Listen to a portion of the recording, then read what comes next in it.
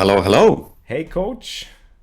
How you guys doing? How you doing, Felix? 1 second. I'm doing great. I'm doing great. I'm excited for our session. Awesome. Me too, man. Super excited. Already saw so many great questions coming in from your German community, and I got a lot of questions for you too, and for the Yeah. guys as well. So it's gonna be awesome. Yeah. I'm really excited. I'll see where our talk leads us because I think there's a lot of stuff to talk about. I also asked my Instagram community to also plug some questions in so we can check up on that as well. If people don't want to appear with their names here in the chat, so I can just read them out. I got a couple questions here as well. So we got more than enough to talk about. But first of all, I'll try to get your picture up again because your camera doesn't show. We had a test set up and that worked well, but now on the show, obviously. It never works Yeah, live. it never works live. But I think it'll. Let's try again. Can you turn off and turn Sure. on the camera again for me? That'd be great. There we go. There he Did it is. do it? Ladies and gentlemen, Awesome. Okay, may I present Coach Bahman. that did it. I'll call you Coach for the session, right? Yeah, coaches works. Coach is Best. good. For most people who don't know how to pronounce my name correctly, coach is best. It's Bahman. Well, yeah, it's pretty much here. Right. Okay. I'll try again. I'll try again. No problem. All right. Coach Works, thank you so much for having me on, Felix, man. I really, even though it's in German and my German is incredibly rusty, I had German when I was younger at school in Holland. We all got German. But yeah, I hated my teacher so much. He was such a stern, strict German guy with black boots and just he was triggering me always. So strict and so disciplined. And man, he hated me, man. I think he hated me. I hated him too. So it was mutual. So I never really learned it that well. But Right. I love it. I love the content. I love how entertaining you make it. Your production quality is super high when I look at, compared to the like average streamer. It's really awesome the community you built in German. And even with the language barrier, right? I feel like there's a lot of people in there who didn't even speak German. That's It's pretty true. That's impressive. actually that's actually true. We got a lot of people from other countries watching as well, and long-time subscribers as well that are not even sometimes understanding what I'm saying, but they'll get the point because they watch the poker, obviously. And Yeah. the words in German are the same. Man, thank you for the kind words. Really appreciate that. Thank you so much. But good that you actually started off with that story from your teacher. Actually, this is a good point. I also wanted to touch on. I wouldn't be sitting here if it weren't for a teacher of mine that actually got me excited for math back in the days. I think it's mainly about like how like if you don't want to learn German or if you're not interested in learning German, if you're not interested in learning maths, it's mainly about the people that like don't inspire you or the people that inspire you basically. If you got a teacher that's really like super excited about teaching German and super excited about letting you know how to get to know how to speak German and stuff like that, I think you would have sit here with a different approach. We would talk German. Who knows? Yeah, I mean, for sure. I think and that's why coaching, mentorship, friends around you is so key, right? When sometimes the information does not hit you, or you don't see any urgency for receiving that information in the moment. But when the right person does it, and in the right cadence and the right tone, and they understand how they can reach you and they hit the right emotion, that right there can make a big difference in you actually now being able to process it and understand it, right? Some people are a little bit more authoritarian, they like that approach of like a parent approach, and some people are like, more of a collaborative or like a friend approach. Yeah, I definitely back when I was younger, I could not take authority at all. So when he was standing above me, it was like, nah, Yeah. I don't like you. I don't like your course. I don't like whatever you do. I just get away from me. But when a person would meet me as an equal, I would just. I remember I loved English, and I mean I didn't really have a reason to love English, except my wonderfully gay, beautiful teacher, who was just so kind and who treated me as an equal, and who has such an amazing life story. I was like, I want to learn just whatever you teach. Just I want to be with you. I want to hear Yeah. it from you, right? Yeah, it's exactly what you say is true about I think communities like when people just want to connect and want to be part of something that they feel is fun or is like made fun by somebody who does it, who has like the energy to actually present it in a manner that's like super exciting and super enthusiastic because if he really feels it, then you want to be like you feel like you want to be part of it. It's funny. Like I could probably watch somebody do I don't know, build a shelf or whatever. If I'm not even interested in that, but if they do it in an exciting way or like a super enthusiastic way, I might be interested. It's that kind Sure, of man. that Yeah, kind of thing. Well, for yeah. sure. Let's start at the beginning. I just wanted to give you some time to introduce you to my community. Just tell everybody who you are and what you're doing, if you want. Yeah, awesome. Appreciate that. Be great. Well, I'm Coach Bahman. I was born in Iran, grew up in Holland, and a pretty rough youth, I might say. Refugee family came to Holland.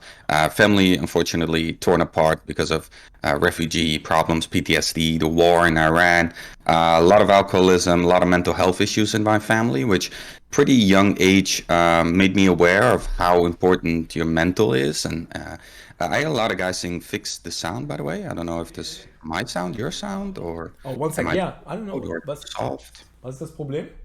I'm loud, they Oh, say. I you're could too loud. maybe Okay. Right. talk Okay. better Yeah. if I don't have the mic Let me in my see. mouth. No. Maybe. It's all good. You're good. I think it's on my Oh, end. It's just on my end. okay. Let me Okay. try this. Okay, let's try again. Say Yeah, something. okay. Yeah, no problem. I can talk all day, man. Just fix then sound. I like it. Fix den sound. Yeah. Actually we Indeed. had a great sound check. It was all good. I don't know what's Yeah. happening here. Okay. I hope it's better now. If it's not, we'll hear it from your very vocal. Yeah, probably. Yeah. All right. So let's try Awesome. again. Okay, they say a lot better. Okay, awesome. So yeah, Better? starting off at Good. the beginning. Yeah.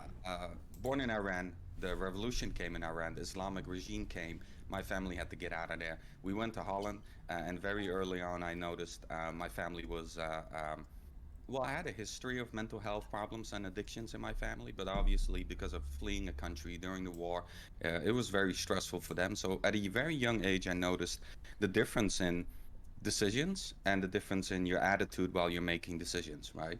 Hmm. I saw some refugee families going through horrendous things, like their whole family being executed in front of their face, Wow. versus our family who we brought along some money and we had a house and we had a good network, and I wondered, why is our family falling apart and why are they doing great? Why are they loving each other and building a family and are stable? So that was some very early memory I had, just some thoughts as a young kid, like this is weird, like, right? Why are Hmm. they having Christmas dinner and we're completely torn apart? And later on, I kept that with me in communication with my mother, trying to help her with her mental health journey, my dad with his alcohol problems. So it was kind of forced on me on a very early age. And then I ran away from it a very long time in my life. Being Hmm. homeless at 16, mostly because of bad decisions, I might add, if I'm being very honest.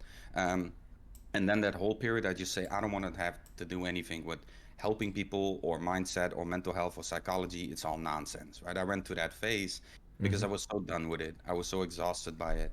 And eventually, at my 19, 20, I discovered it again when I accidentally fell into an internship at a youth center where they were helping and counseling youth who were mostly homeless or from a very poverty background. Hmm. And that found my mentor there who told me, I think this is what you got to do in life. And I fought it for a year Wow. and eventually became a volunteer there, became the youth counselor. He gave me a job, and that was it pretty much from there on. And I discovered the private market in 2018, I think, when I thought, you know what, I feel like I'm done with organizations and Hmm. governments and rules and councils. I feel like I want to help people my own way without having to deal with insurances or parents or governments or, yeah, and that's been my journey ever since. And mostly, of course, poker, because poker pretty much saved my life. When I was 19, 18, I kept getting in and out of homelessness. Hmm. And I had a friend who was a professional poker player who still is. Great guy. Unfortunately, he preferred to be anonymous.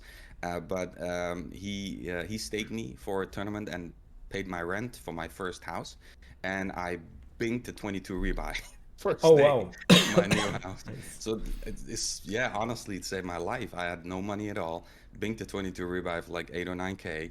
And that, I just picked up grinding, did a little bit of 50 NL, 20 NL. In those days, it was, just raking it in. You know those days, right? Things like 2009, 9, 8. Those beautiful times. And yeah, that pretty much started my life of recovery, of kicking addictions and stabilizing my life. That's a super interesting, super inspiring story. Thank you for sharing that. That's amazing. Sure. I mean, I think a lot of stuff that you actually learn is probably stuff that you've been through yourself, or you've all been there, or you've seen it in sort of like patterns in other people as well, and you probably just pick up there, right? For sure, absolutely, yeah, and just being around. Um, Another reason why I feel like I was almost made to do this was being around so many hyper successful people and hyper unsuccessful people, so to speak. Like my group of friends where I grew up with, we were all from a refugee camp in a small village in Holland, and we Mm-hmm. all got dumped into one city together. Bosnians, people from Kosovo, Turkey, Morocco, Afghanistan, Iran, Iraq, and we were all just dumped into one city to live there. And when we were dumped in there, so many people went the bad route, and a lot of people went a great route, right? Building their own companies or becoming a professional poker player, all the way to being locked up in mental institutions or going away to prison for 20 years for murder. Wow. So that group just experienced such a drastic, diverse outcomes Mm-hmm. that I really discovered early on. Everything is about the decisions you make, the quality of the decisions you make, and the attitude you have. Because it was definitely not about where we started, how much we had when we started, what we went through, because our backgrounds were so diverse, right? It's the only difference in those outcomes was just these people made better decisions. Wow. Uh, Mm-hmm. yeah, And and probably just about great inspiration, circle, or right? yeah. And as you say, being together with the right kind of people, or the people that kind of sort of inspire you or push you to be better, to get better, or that you basically just indirectly can learn from by just watching them what they do, right? Absolutely, yeah. I think environment is just huge, huge, huge. If you don't have a group of friends right now around you that are roasting the hands that you're sending them, that are telling you you're being a fish, you're playing terrible, you need to be better, you need to be smarter, you need to make better financial decisions, you need to improve your play, you need to study more. If they're not making you feel uncomfortable about yourself, I think you really need some better friends in your corner, right? Uh, Mm. we really shouldn't feel too comfortable around our friends. We got to have some people around us that make us feel uncomfortable and make us feel like we need to do better. We can do better and we Mm-hmm. should do better, right? And it's sometimes it hurts to hear that from your friends, right? You don't want to always be criticized and get told you're playing bad or you're not doing great. But I think there's a ton of value in that, and that's some very common thing that I see with the most successful people that I coach is that they have these ruthlessly honest people around them that really that they don't play around, like they really tell it like it is. And you see people with, the yes men around them, it usually doesn't end up that well, and they develop huge blind spots. I see what you mean. I actually found that it's interesting when people say something that might be or that might feel offensive to you. Of course, there's always a better way to say things. There's always a way to phrase things in a way that is not like meant to hurt you or meant to be like meant to be offensive. But of course, if you feel like something is offending you while it's just actually valid criticism, it's probably just triggering you because there's some truth about it, and whatever that is, even if it's something that you could say mostly like 90% you could say no, but that small 10% is triggering you, and that shows you that there is something that needs change within you. That's what I've found. So Yep, I always try absolutely. to be critical about criticism that I get. You know what I mean? Just explore. Is it just that person trying to be mean or hurtful towards me, or is it a person that really cares, that just deeply cares? I don't know. Like a good example would be people in the chat getting excited for the deep run that I have on stream, and then all of a sudden they criticize a decision that I make. And then it triggers me to a point where I say, no, I'm fine with my decision. I stand by that decision. But what I don't get, like what I really don't understand, is actually the motivation from them is not trying to be hurtful or mean. They just really felt for me. They just felt like they want this run to go on. They want me to be better. They want me to perform. They want to see me win, actually, and that's what usually a streamer sometimes doesn't get. So it's an interesting concept, because you always feel like, especially as a streamer, oftentimes you feel criticized or offended for plays that people in chat just, randomly criticize, and you feel like it's not valid, but it's basically just them wanting you to do better, which is interesting. Absolutely, yeah, for sure. I think this is also something I've spoken to a couple other streamers as well, whether Arlie or GJ Reg or a couple other video game streamers in my early career. They really don't understand how much people invest in you.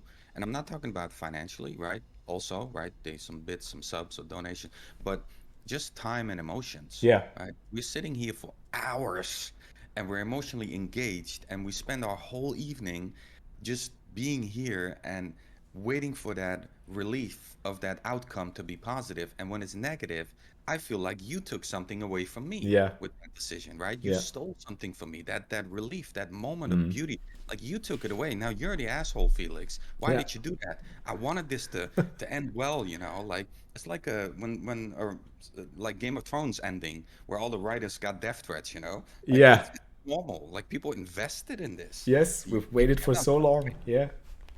We've watched it all, we've consumed it all, we've stood by your side, and now you've let us down with that one decision. Yeah, that's true. Yeah, It's a and good of point. course you never know if it's right or wrong, but it's just in that moment, like Yeah. if it doesn't go well, yeah, it hurts, and I Yeah, don't want it I don't does. want pain. I'm here to enjoy, Yeah. Yeah. That's definitely a good point though, but that's definitely something where I also, as a streamer, and I've been a streamer for over 7 years now, I still need to improve on it. So it's like a long-term process, and it's gotten easier over the years. I've tried to not to take things personal at all. Like I don't take any comments by now. Like comments can't really trigger me. They only trigger me really when there is something right about it, like something like a decision that wasn't just, I wasn't sure myself. And when it comes like this, then that's something that triggers me. So I know I need to check that spot. I definitely need to check that spot. I need to go through it with Ben, or send it to some other people, and get some or do some calculations to go back to the scoreboard. Yeah, and it's really something I still, it's like a continuous work in progress all the time. Absolutely, yeah. Yeah. Well, they teach in counseling. When I was being trained by my mentor, they teach in counseling when you feel like you're with a client that's triggering you, that's making it very difficult for you to help them. Most of the time, they're either reminding yourself of some previous mistakes that you made and that you really hate that you did, Yeah. right? Some things that you are embarrassed for or think, why was I so stupid to do something like that? Or they remind you of something that you wish you would have had more of, right? Uh, Either or, because Yeah. you're emotionally engaged now, and for some reason you're feeling blocked from helping somebody. And that usually tells you a lot more about yourself than it tells about the client, right? Yeah. Uh, Yeah. yeah, That's what I found oftentimes as well. I see behavior that I feel like, why are you that this is so stupid? Probably something that I did that I felt was incredibly stupid that I don't want to see anymore. I don't want Yeah. to be confronted with it anymore. Yeah, and you feel kind of also like you actually you want the person to succeed, but you feel bad for them in a way that you know that is a mistake you probably have made before, and you kind of like this protective thing. You want to protect them from making the same bad choices, I Absolutely. guess. Yeah. Yeah, All right, let's see if Luke Badass has interesting questions. yeah. How do I get Let's. rid of black and white thinking and bouncing between the extremes? He says I constantly play too many tables. I don't want to miss a nice tournament, so I want to play them all. And I even start playing tournaments that I really don't like just for volume. Interesting. He likes being in that rush state. Well, maybe doesn't like it, but that's what he's doing. And he said he's already a pro doing well. That's interesting. I can You sort feel of like you move relate. in that place too? Say again. You went to that phase too? Just I actually playing. did, especially during streaming. It's sort of like it's a different thing for me as a streamer, not as a poker pro. When I used to be professional, I used to play cash games, but same thing. I don't want to miss out on the volume, of course. I don't want to miss out on nice spots where there is value to get, of course. But in streaming, like it's not that much for me about getting more value. Mostly I'm looking at it as in a different perspective, of course, because I want to provide good entertainment as well. I want to provide good education. It's just the mix of it, and that's where I found my peace with just being able to not play too many tables anymore and just miss out on some of the tournaments. But sometimes I still get into that bad old habit. It's just like slipping back into bad old habits, and I can definitely relate to what Luke says. When I see, when there's 3, 4 different tournaments, and I know that my mind is not really on point right now, I should just focus on one table. I should also try to juggle with the chat and engage with them. But instead, I see, oh, there's all these great tournaments, and I want to play them all because I want to make a deep run. And I know that with volume comes, more deep runs come with more volume. So I'm more likely to succeed. I'm more likely to provide better entertainment. But that's just self manipulation. I actually tell myself something that is not correct, and I know it's not correct because I actually provide better value for people if I just do what really is good for me right now. What's good for me at that moment is good for the people that are watching, because I'm going to be able to perform better. I'm going to be able to put more energy into it. And if I overstimulate myself, if I do all that in the name of value, then I'm feeling as fucked as Luke usually does in that same state, and I can definitely relate. Absolutely, yeah. I mean, I can relate as well. When I started out in the private marketing of coaching, I just felt like I'm gonna do sessions until I die, like until I can't talk anymore. Yeah. I used to do like 8 or 9 sessions a day with no breaks, just Wow. nonstop, like pounding my brain. It's just horrible. I just felt just absolutely exhausted, emotionally, just completely exhausted. End of the day, and I just did it for like 9 months straight until I almost burnt out. I had to walk away from it, and I noticed that there's really.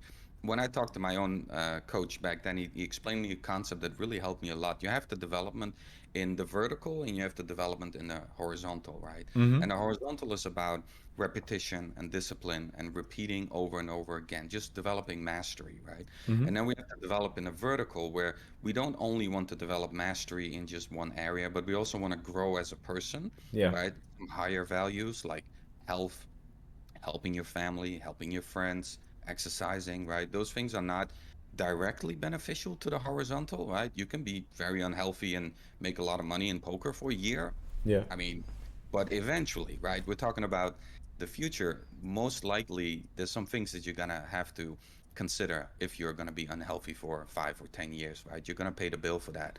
So there's a couple other things to consider besides volume that you see with elite players, such as yourself, who have gotten to that level where a lot of people in chat like, I want to get there. Mm. Uh, yeah, as well. That's a lot of other things that come with it, not just volume. If it was just volume and a little bit of study, then a Yeah. lot more people would be where you are, right?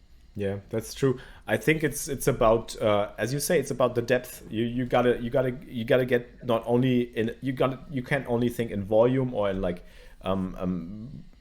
playing the tournaments, doing the coaching sessions, doing the streams. Same with me. Like if I was doing 5 or 6 streams a week, which I did, even 7 streams a week, I'm getting burned out easily, and it won't benefit anybody. I won't be enjoying it as much, even though I sort of enjoy it, but I don't. I don't anymore. And also, I don't get to process it as deeply. I don't get to learn from it myself as deeply. I don't get to connect with the people because the depth of the connection with community or with clients or with people who are consuming your content, it's key because it also improves. You learn something from it. You learn how to also improve your content.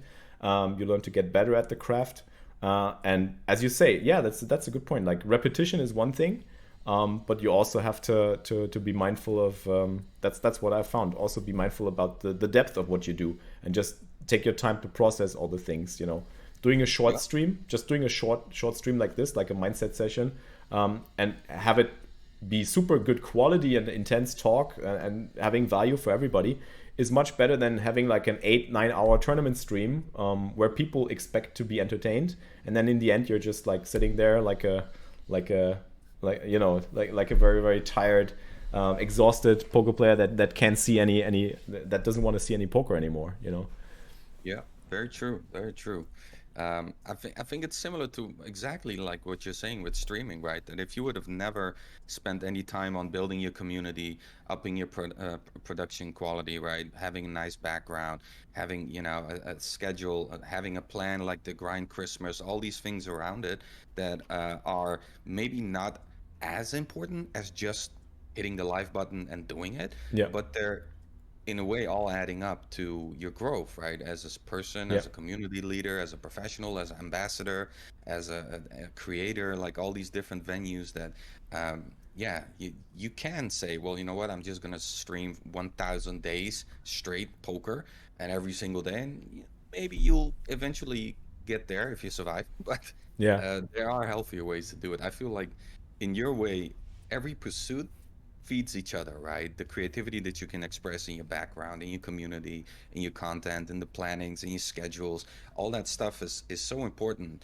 to, express yourself creatively in other venues than just streaming that yeah. because it's exhausting, man. Totally, totally. I've also learned over the years that it's this whole thing. In German, you would say there's a word, a conglomerate. I don't know if that means anything to you, but it's just like a very, very complex thing, like a complex. I don't know how to get the right word here, but Me it's too. just a complex like circle, like a ball or cube or whatever, where you don't even know what's inside. There's so many things you put inside. You put, as you say, you put creativity, you put a schedule, you put like different ideas, a new game show, like something else. You're building community. You have a new idea. You put that into practice.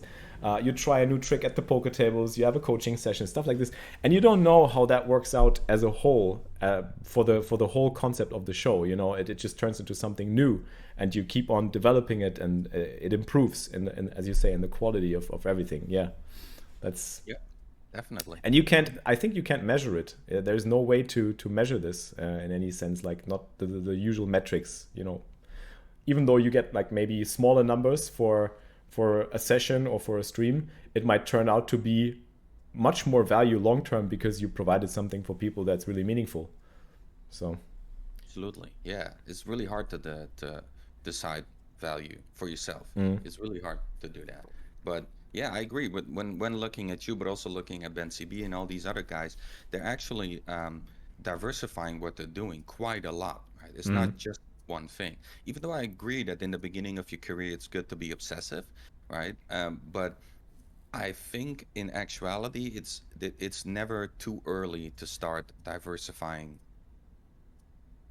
whatever way it is, because realistically speaking, um, the actual performing of simply being a professional poker player and nothing else, I don't think it's a realistic pursuit for 99.5% of the planet, right? Just the Doyle Brunson, right? yeah, Until in 120, I'm just gonna grind these games. Even Doyle is, writing books and being a entertainment personality, but let's say that is your goal. I don't think that's realistic at all, and I don't think that's fun, right? I think this is a great community where you can platform yourself off and look into, okay, now that I've gotten here, what would I like to do? Would I like to help people? Would I like to, make content? Would I like to do affiliate or business side on the back end? Would I like to be more corporate? Like where do I want to expand into? Because I honestly feel like poker is unique in that way that it's it is kind of predatory, and if it's the yeah. only thing you do, it's eventually not gonna make you feel super valuable, right? Yeah, that's exactly what happened to me as well, and that's why I actually started all this. Basically, it was just back in the days that feeling of emptiness, especially in stretches where it didn't run too well and when it didn't go good. And that was like even in the good stretches, it was like you didn't get to value it as much because you were thinking, well, what are you doing this for? So what is the greater goal behind it? Is there a meaningful pursuit that you got? Is that, as you said, is it helping people? Is it explaining something to people? And then I found, through streaming and what I did, that all the other stuff that I was doing was actually giving me some sort of not only a creative outlet, but also like good feedback from people that are actually telling me that what I'm doing is providing value. That is really something that they can use in their lives to make things better. to be a better poker player, to sometimes do something and translate something they got from the poker tables to their real life financial situation, relationship, whatever it is. There's so many things to take away from poker. So I started to basically just see the poker as more of like a gym, really, like a workout place where you can just go and do the workout, and then take what you got, what you took from it, and put it into real life, sort of like. Absolutely. Yeah, absolutely. I like that. I really like that. And I think every poker player almost goes through this similar experience of, okay, I don't know, is this is it, I guess. So do I want this? Like, is this okay enough for me until I'm 60, 70? So a lot of people, they go to crypto or NFT or whatever other areas where they feel like, yeah, let me just try to see if I can do something more value driven, right? Because at the end of the day, I feel like most people get to high levels, and that's something that's very common among all high performances, that they're value driven, right? It's very hard to get to that place of where you got, or where Ben CB got, or any other person in a high level, if you're purely being selfish, right? That is not a very long-term motivation that's going to last. Usually, if you do it for either family, friends, or some other pursuit, like I want to improve my situation for people around me, or some other reason, that's really what can keep you going. That's what they call a higher value in psychology, right? Yeah. And lower values are like money and fame and status, and I want to do better. I want to be respected, right? And then the higher values are like helping people and helping my environment, helping the world, maybe, right? So those things usually last you longer, and that's the tricky thing about poker. It can put you in that position to eventually help other people, but the journey itself is quite lonely and feels a little bit selfish sometimes, right? Yeah, Now, of course, you are absolutely. doing a service, right? And me as a recreational, when I'm playing poker, I get super excited when I see an ambassador at the table. I get super excited when I'm relaxing and I want to get some entertainment and you're at a big final table and I can watch along and experience that with you. It's just super, it's wonderful. And I can be part of sort of a poker community in a way, during COVID, still feel like I'm being there and I'm feeling it and I'm experiencing it, even though after Black Friday, the community has hurt so much. You guys have kept it alive over the years, right? Yeah. When all the ads and all the big companies left, there was only you guys standing there. So that means a lot to me personally, and I know it means a lot to other people as well. So there's definitely some value there. Of course, if you guys are not there, you can't run a site on just fish. We gotta have some guys who show up every day and fill the That's tables true. and facilitate us to Yeah. play. I mean, without players, there's nothing to do really. So I think that's valuable. But of course, yeah, you want to do something more. Helping Absolutely. people, I think, is Yeah. usually the foundation of that. Yeah, it took me quite a while. I gotta be honest on this because I went through that phase, as you just explained it. You explained it perfectly. Actually, it was what I went through. It's like this egoistic kind of driven, this competition egoistic driven mindset, turning into, well, there's people actually giving me the feedback. They made their first final table. It was awesome. It was a great experience. And I'm like, well, just try to remember your first final table. That was awesome. Now he gets to experience that and he thanks me for it. And it's like, wow, that's a total new feeling I've never had. That's not even winning like 5 digits. My biggest live score, of course, that was great. That was at the Bahamas in PSPC. But still, I shared that with the community, and it's like people were really happy for me as well. Gave that back to me, giving me messages. I'm so happy for you. It's so great. It was great to follow you. You made all that content about your biggest score. You shared our biggest score with us, and we could actually live through you and like get to experience what it might be like. And like all of a sudden I was actually, I got this thing, this idea. Well, actually, this is what this is about. It's not about, making a big score. I don't care about the money anymore. I used to, but I don't. And I actually don't enjoy it that much, even not at all, to be said. At some point there is this point, you got your bills paid and everything is settled, and you realize that it's not much more you need.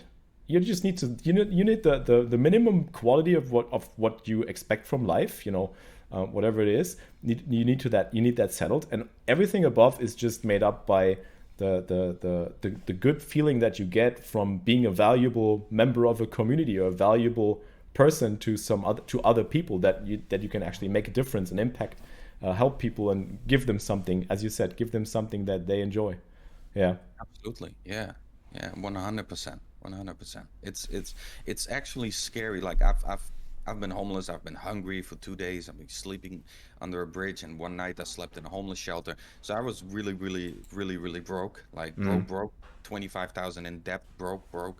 So that was a pretty horrible time. But now looking back at it, it's really terrifying how fast you get used to money. Yeah. Like I don't even remember, like I still remember the first time I got $700 on PayPal from my first client, and I cried like, oh my God, there's somebody willing to pay me money to Wow. help them. That's what's remarkable. Uh-huh. That was, and now it's to the level where our team is 6 people and we're paying salary, and it's just, yeah, whatever. Like there's not really, The meaning when is that lost. moment comes that you can pay your bill, everything on top of that, Yeah. it's just, you're doing the same things, you're buying the same stuff over and over again, you're traveling to the same countries. Like it's never gonna be the same as the first time. It's true. Like that effect wanes very quickly. Like Yeah. actually, it's terrifying. Yeah. It is. And it's very short term, as you said. I think the long term values are the ones that are human basically. So the human interactions, the human, the lives that you basically touch, that you improve, that you help, that you get some feedback from, that you get to interact with. I think this is the relationships that form, the bond that builds. This is Absolutely, yeah. what's important. Yeah. And that's actually how we're chemically wired, right? If you look at our hormones, the hormone that is attached to doing things for other people, or gratefulness, right? Endorphins, Mm. relationships, and people around us is much stronger than dopamine, for example, where in dopamine you can develop dopamine exhaustion very quickly. Mm-hmm. When you pound those like hormones over and over again, eventually you're just desensitized scrolling to TikTok or Yeah. gambling or using drugs or whatever, right? That happens very quickly. You play Call of Duty 5 days in a row, and you're not gonna feel any enjoyment anymore. You're just grinding it out, right? But if you're helping people, that's something that I'm sure you can agree, when that message that hits you, it says, Yeah. "Thank you so much, Felix. You're just incredible, and you mean so much to me." You never get used to that, Yeah. no matter how That's many true. times you get that That's true. message, right? It's the messages that actually lift me up on a bad day. Like when I'm having a bad day, whatever it is, for whatever private or business reason or whatnot. It's just that kind of messages that give me the feeling, I have a place. I have a place. I belong here. This is good. Especially like what you said about. I used to have a phase where I was really sick for a year, and I was on and off hospital as well. And I would have loved to have something like Twitch. And then all of a sudden, I get messages from people who are also in the same situation, hospitalized, or being like in a situation where they can't do much, and they're just like for a long period of time. And then they have this stream. They can just turn on the stream and just feel connected. They can't go outside. They can't meet people. They're limited to some, or they're sick in some way, and they have something that really keeps them afloat, that really gives them hope. There's people that actually, and they connect with me through that level as well. And they say, hey, I heard you talk about that sickness period, and I love that you made it through, and that all of a sudden now you're coming on top, and you're coming out great. And this gives me hope. This gives me like that feeling. I can do it too, maybe, or I actually have a place where I belong to, just during that sickness phase, because I can't be with anybody. So I connect with you over this medium, which is really nice. And this always like really moves me. This deeply moves me. This is something that I really love about the job that I'm doing as well. Absolutely, man. And I think it'll be so great if people would understand that when they're chasing professional poker life, the pursuit, that they chase relationships, that they chase their strong network, that they chase helping other people, being in a position to help people, right? Instead of the titles and the money, Mm. because those things they are not going to last, right? Even you probably can check with a couple of. I've spoken to even bracelet winners, and if I ask them the top three best moments in their life, the bracelet is not one of them, right? Hmm. That's something that they've been working 20 years or 15 years. It's just get me that just one bracelet, Mm. and then they get it, and like yeah, that's not even in my top three. My mama, my kid, my friend curing from cancer, and that's the top three, for example. So yeah, that's really remarkable. I could imagine. Well, we went a long way from trying to give Luke some tips here, I think, but I think maybe we hit that pretty well in what we talked Yeah, about, I right? think so. Yeah, I see a question in German, some earlier. I don't know what it means, but I feel like it means what do I think about coffee or something. Somebody said uh, something about was halt Coach Bahman von deinem Kaffeekonsum? I think I pronounced it very nice. That's interesting. I don't know Yeah, what that means. Does that it's mean what I feel basically. about coffee? What do you think about me consuming coffee? Well, I'm not a huge coffee consumer, but I love coffee. I mean, I'm having a coffee pretty much every morning. I know I can go without. I've tried without days and weeks, and I don't really feel the urge to.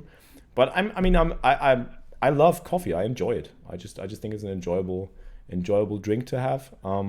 I don't know if it's having a great effect, and I've heard so many different opinions on it and so many um, different research papers as well. So, what do you think about it? Well, in the science behind it is that it is a very potent psychoactive drug, right? Okay. That's the reality of what it is, right? And by psychoactive, I mean it has the capability to psychologically influence your decision making. It can make you, with a certain level of consumption, it can make you overconfident. It can make you act more aggressive, more impatient. It can even make you more emotional. But this, of course, means you got to drink a lot or you got to be sensitive towards it, right? Mm-hmm. And I think we can all imagine this young 14-year-old Fortnite gamer drinking Red Bulls all day, Yeah. tilted out of his mind, raging against people, behaviors out of control, developed ADD and all those stuff around it. And there, I think caffeine is an attributes to that, right? Mm-hmm. If you're a 14-year-old, you shouldn't be chugging this stuff. I don't care what these Twitch streamers with the G Fuel are telling you, right? Yeah. I'm also not a big fan of the G Fuel stuff going around on YouTube and Twitch, knowing that this is a young audience and you're pushing caffeine on these kids, Yeah. right? Yeah. I'm glad some countries are saying, you know what, let's start it at 16 or let's start it at 18. Mm. I'm completely fine with the 1 cup a day as long as we have awareness around it and we know what it's doing to us and we can live without it, right? We just don't want to develop any dependence on anything. That Yeah. really what it comes down to, right? Yeah. Except water and sleeping and air and food, right? Instead of, you can imagine the person, let's say they need a banana every morning, right? You take the banana away and it beats you up, right? That's weird. You don't want to live like that in any Yeah. way, whether it's coffee or any type of substance.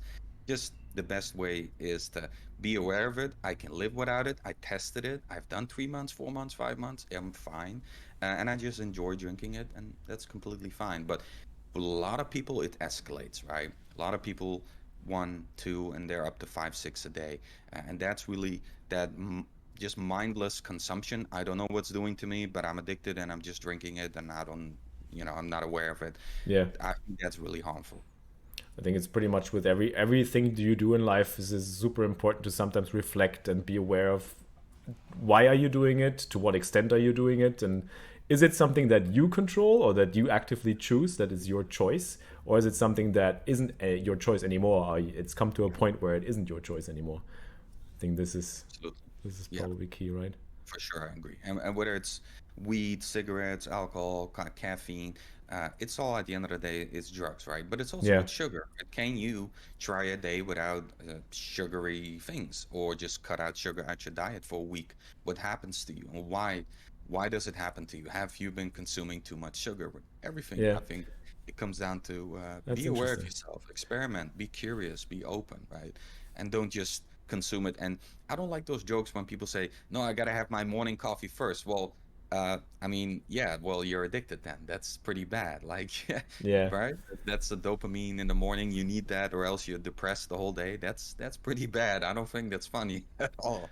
You That's know? true. That's true. You know, I can actually there's something that can contribute to this with not about coffee, because that's actually interesting. Coffee has never been like an issue at all. It's mostly the sugar, basically. I've come to notice, and I've actually come to fix it, because a lot of people that watch my stream know that. You know, I'm a huge eater. I love eating as well. Like, has to do with my sickness. I got into like I want to get into healthy habits of eating, of course, and I have done that over the past years. Been plant-based for over 8 years now, and I really love like exploring food and really gotten a new hobby of mine. But like I had this phase also on stream where I had like when I had eaten my dinner on stream, that I actually got that craving for sugar. So I ate a lot of sugary stuff. I ate like cake, I had chocolate, and I'd still do that from time to time, but I've reduced it by great means, but only through reflection on actually getting to think it hasn't been my decision anymore, because like the poker wasn't running well, the stream wasn't running well, things weren't running well. I was craving for some other form of dopamine in the form of like sugary foods, and that was what my body was telling me. You're actually craving something else, and that's what I realized. And once I realized that, I've started to actually, I don't know if people have actually noticed, but I haven't eaten that much sugar on stream anymore. I used to be like, all sorts of like 9 o'clock, stream is like been running for 5 hours, I'm starting to eat chocolate, I'm eating cookies, I'm eating everything. And people are like, why are you eating so much? Like we've been watching you eat for like an hour. And it's the only thing that actually gave me dopamine, because the poker wasn't running well, the stream was a little bit slow, So, once I reflect on the reason why I'm actually doing it, it became much easier to actually control again, or to take control of it again. And now I'm basically not really craving it anymore that much that I'm crazy that I craved it before. I'm trying to put the energy in something else. Yeah, that's amazing that you made that change. Wow, I had to give up meat. I don't eat a lot of meat, like 3 times a week, two Right. times, but I would give it up. That's hard. That's really impressive. Yeah, I mean that's basically for me that's a whole different topic now, but it's been a ethical decision basically. So that was pretty easy for me, but I get that everybody has to get to a certain point where you have to find your why. You have to find the why you're doing this, why you're doing things, why you're consuming this, why you're consuming that. Is there alternatives? Like, do you really want to get away from it, or is it something that actually it's just you gotten used to it, or it's not really under your control anymore. You're not actively making a choice. That's probably the. Yeah, totally agree. Totally agree. Definitely. So Luke is still asking for some tips. Do we have some tips for him? It's for that question where he's just registering all the nice tournaments, and he just doesn't get out of that. The tips. Okay, so when we're I feel when we're being obsessive and when we're addicted to volume, we need to rearrange our goals a little bit. Have we even set goals in the first place, right? And if we have, if the goal is anything else but at the end of the day or at the end of the week or at the end of the month, I want to become a better poker player, then that goal is wrong.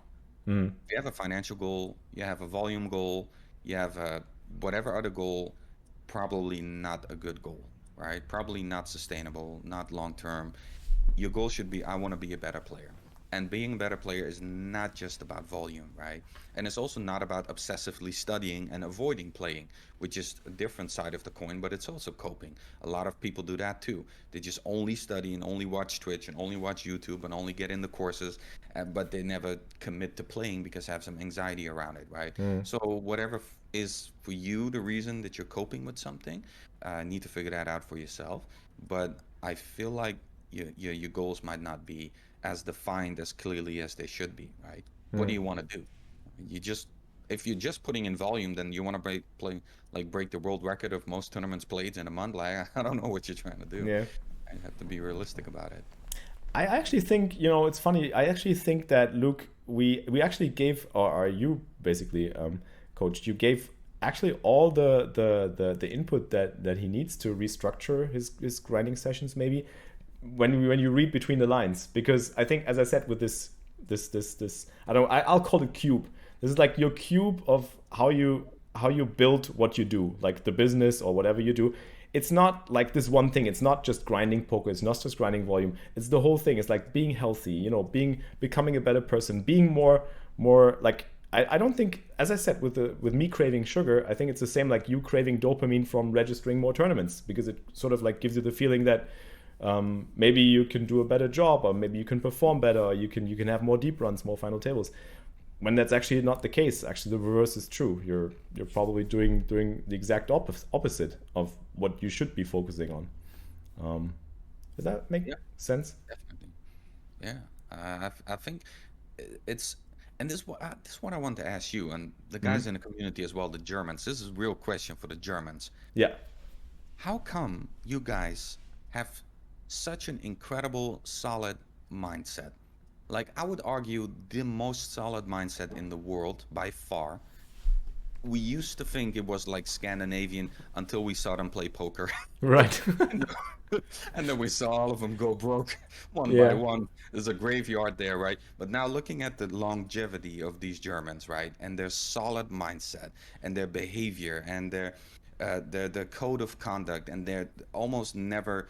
It's just incredible. Like where, like I know once every 50 years you guys try to take over the world, but that's fine. Just I'm curious about the mindset. It's just, does it come from childhood, like education, like?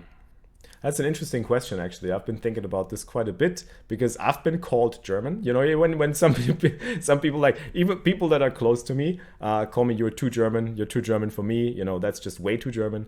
It's the same you get over and over again. I'm not offended by it at all, but I know what it means. It's basically, I think we probably have this sort of like discipline from a childhood perspective where it's not really, it's probably more you learn how to stick to rules, which is not really good. You know, sometimes you just really have to start to reflect on things and have your own opinion.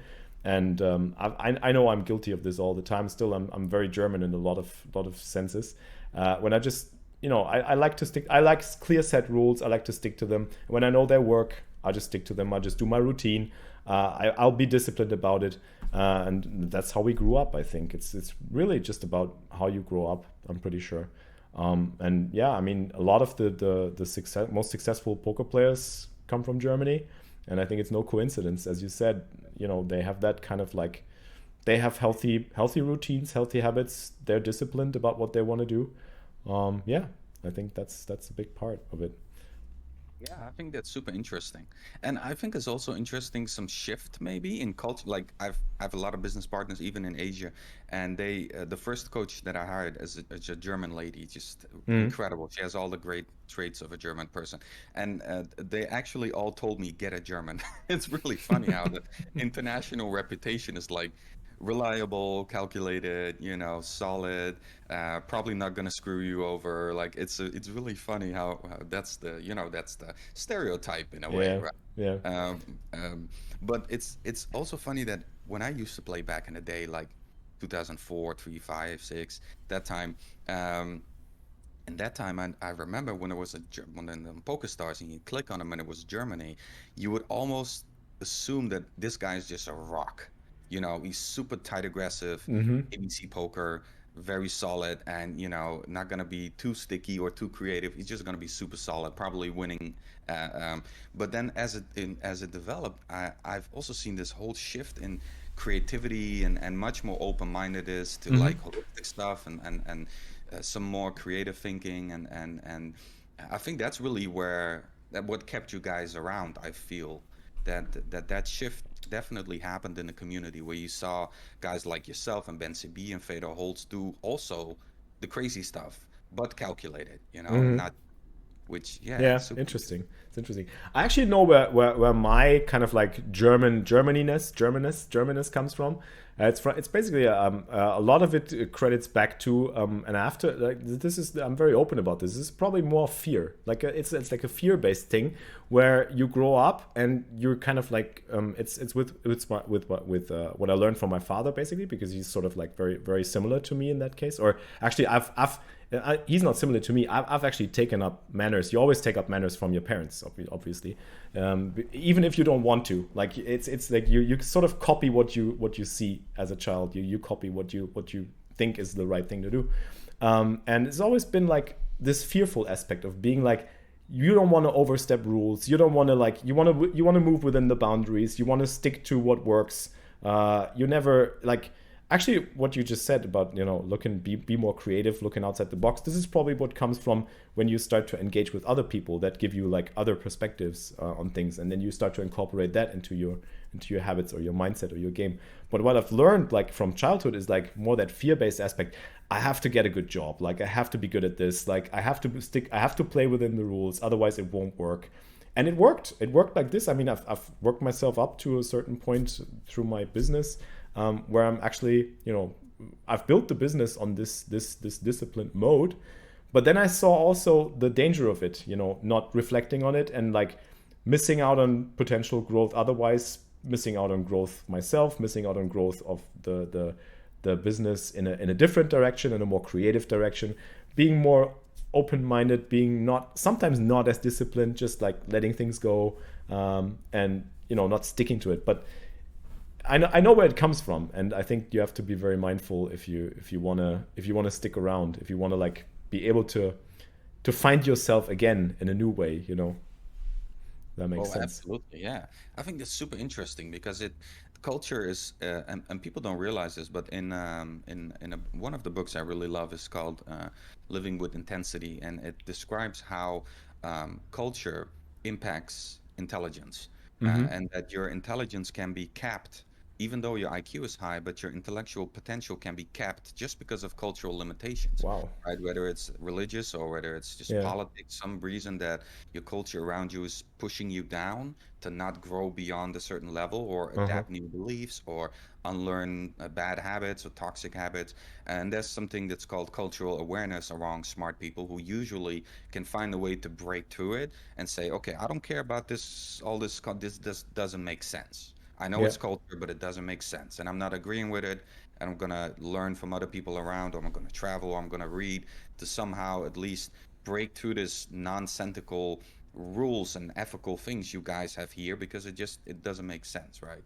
I think that maybe the lack of creativity, the lack of innovation, I think it's cultural, right? Yeah, it's That is interesting. just based on just be solid, be reliable, don't go too crazy taking risk and Yeah. innovate and Yeah. just And be you know what's solid. funny? Now that you say it's super funny, I just got that image in my head. Like I always used to second guess like the typical thing that was ingrained in my culture of like getting a job, getting a 9 to 5, getting something that's well paid, studying for it. I actually studied math, and my parents never forced me to. They never put pressure on me in that way. But I kind of like it. I felt like it was the right thing to do, and I needed to do this until I finally realized, no, I don't want to do this. This is not making me happy. So I want to do something for myself. I want to do something. I want to find myself. I want to find my own passion. I want to know what really gets me going and what motivates me. And then I did that. But within that frame of like getting to do what I want, which was a real great breakthrough and was a real great thing, I still kind of like put those chains again on me. Like within that frame, I still stuck to the same habits and routines that would otherwise have taken me to like a regular job, or would have made me successful in a regular career field. So I kind of like put my own hamster wheel, if you want to say, like put the same limits on it, as you said. So that really is interesting. I believe that. I actually think this is. I fall back into that habit, even though I found my own passion. I put limits on it Yeah, to some extent. absolutely. Yeah. It's funny. And I think that um the most successful people, the smartest people, usually can take the things that were good around their culture, but also just completely discard the things that don't make sense, that are just groupthink, right? Well, the group does it, so I do it. Or we've always done it like this, so I do it. Or my dad treated me like this, so I treat my kid like this. Or my teacher taught me like this, so I teach you like this. Some things just don't make sense. And we need to make sure that we are open enough to discard those things that just didn't make sense, have empathy for it, right? But not just blindly recreate it, and recognize it when we're doing that, because a lot of just things that are limiting our growth just comes from our default, and usually our default is we fall back on what we have culturally learned, right? Or religious or politic or whatever society you live in. I mean, for example, what kind of intellectual pursuits can a person have in North Korea, right? What kind of highly intelligent person who has the potential of Elon Musk, what could he do there, right? What can he do in Afghanistan in a desert without water? What can he do living in such horrible environments? But on the other side, what can you do when you grow up in the West here, Yeah. right? Where you have all this freedom and almost the over choice of things, where in that case, people would rather say, okay, let's limit our freedom because it's too much. All right, so let's take this kid and just give him one or two options because he's gonna get lost, Right. right? instead of, you know what, the world is your oyster. Go and find out and do the most that you can. No, just give them like one or two because, and yeah, that's the Western problem we have as well Mm, when it comes to mindset, right? There's too many choices. There's too many paths. yeah, true. Yeah, Super interesting. Um, definitely. IQ cap, never heard of that. well, Well, it's actually not, I don't know if it's a psychological concept, but it's described in a book and the way I use it in a metaphor is, you know, you have people in cultures, for example, in extreme Muslim, extreme Christian, extreme Judaist, or extreme German mindset, right? People who really apply a very black and white view of the world on your upbringing. That definitely limits your potential, I believe. Yeah. that's interesting. Yeah, I've actually I've had a lot of Iranian influence as well through my friends and in a relationship. So as I said here, my buddy Mr. Dawson actually, it is an interesting part because Heiko just mentioned that.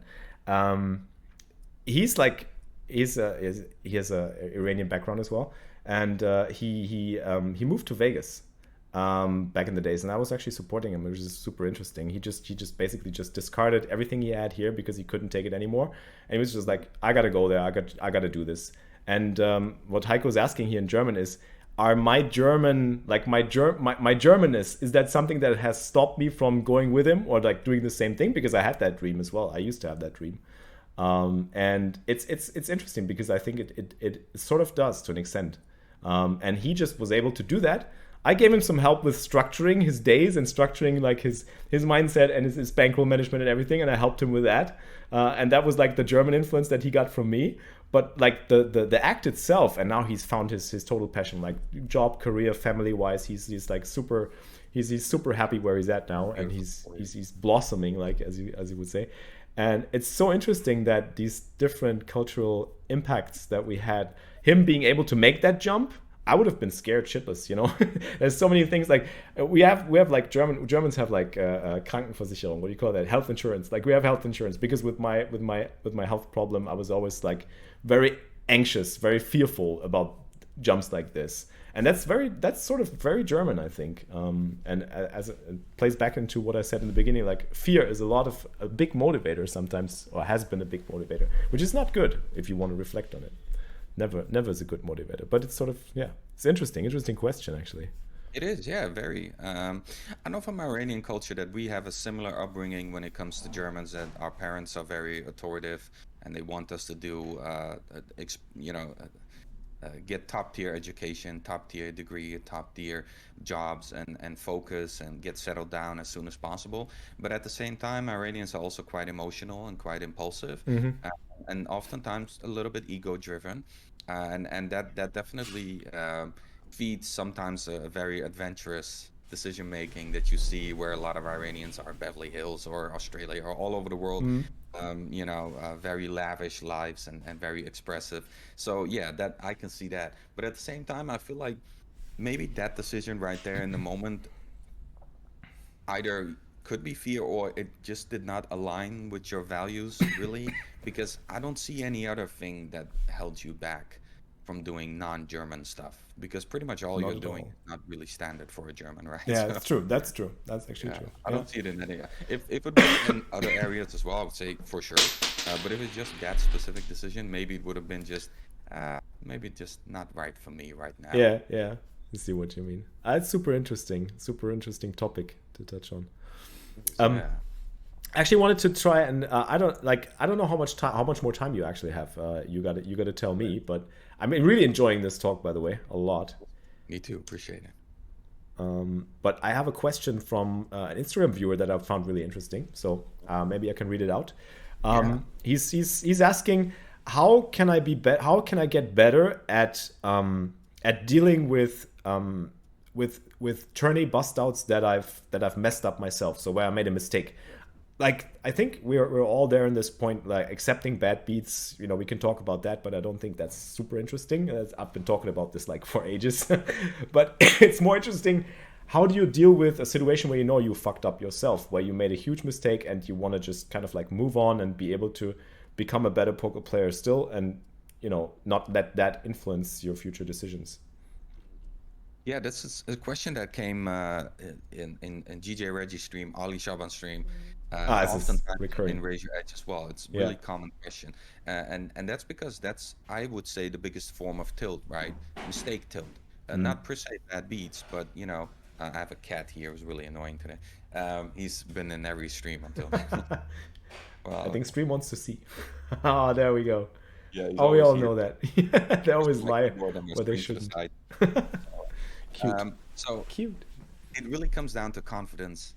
And do you have the right level of confidence that you believe that this is moment that you're in is not unique, right? If you feel like this is a unique moment and most likely I will not get it ever or soon again because I don't feel good enough or I'm not confident enough, then that mistake is going to sting a lot, right?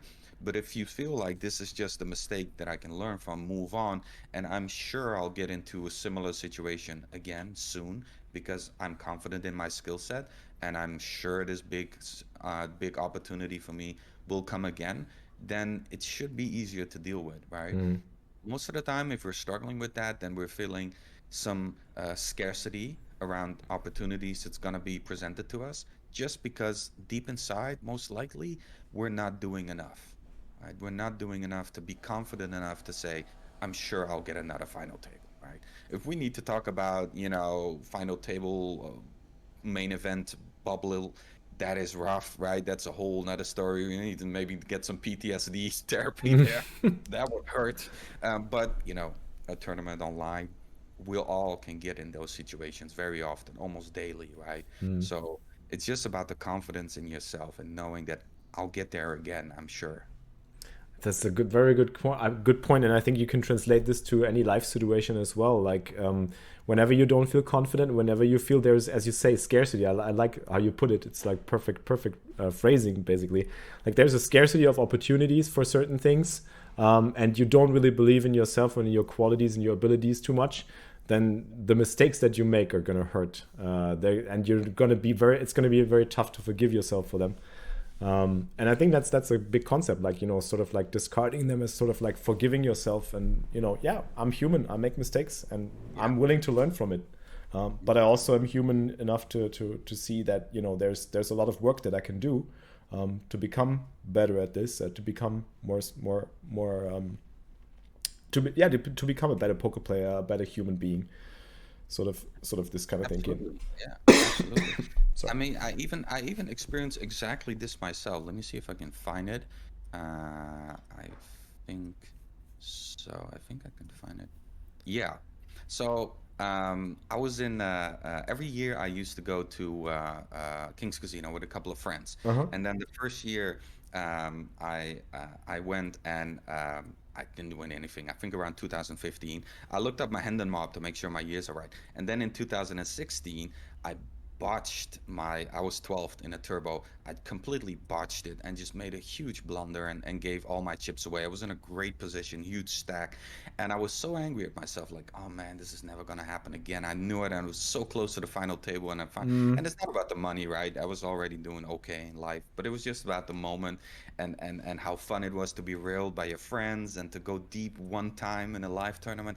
And then the next year, funny enough, I ended up fourth, so it happened again, and that moment led me to understand that these moments will come again, right? Even for a recreational like me, who's by far not the best player in that field, these moments will come again.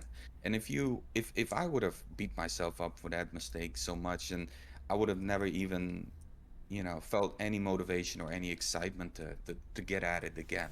Right? Yeah. But even in a live setting with so much variance and such shallow stacks, it happened again, right? For me personally, and um, yeah, it's really about, I'm sure it'll happen again sometime Yeah. if I just Yeah. do the right thing.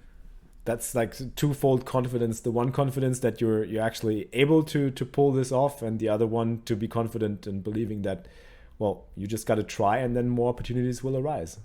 Obviously. Sure, sure. Right. Shall we? But it's rough. I know it's rough. I've had It is. Discord DMs from guys saying, I'm a 2 and L or 5 and L or like a $10 tournament grinder, and I got a ticket for 1,000 scoop W coop, and hit the money bubble that could have tripled my bankroll and all that stuff. I'm like, yeah, I know these moments, they will come, and they will hurt, and you will read about people who did do it and it did work out for them. They ran Yeah. like God, hit that W coup and never looked back. But in most cases, these moments are extremely rare. And most elite poker players I talk with got into multiple situations and it did not pay off until one of these shots that they took, they paid off. But it Hmm. was definitely not their first rodeo. Right, right, right. Let me just check. I think Heiko just told me there's two more questions waiting. I just want to see if we Awesome. can. Yeah, So there's one question. Well, but this is actually interesting. I'm pretty sure. Yeah. Well, we'll see. So there's obviously that question I think that everybody has, and I think we've talked about this on stream. I actually don't like to read it out, but I'll read it out anyways. It's like I feel like I've been preaching this. But if somebody else at the table like makes a huge mistake, makes a huge blunder, or makes something that you're not agreeing with, and they make a total donk play, as he put it, how do you deal with that when just basically all your strategy gets crippled, all your tournament success gets negated by one player making a huge mistake that you think is a mistake? Um, well, we all know that somebody playing deuce seven offsuit and kicking you out of the tournament. What's that the is best rough. tip you can Yeah, give? yeah, that is rough. That definitely. Uh, um, well, you know, it's funny. It comes down to, I spoke about this before as well. It really comes down to accepting how much variance plays a role in life, not just in poker, right?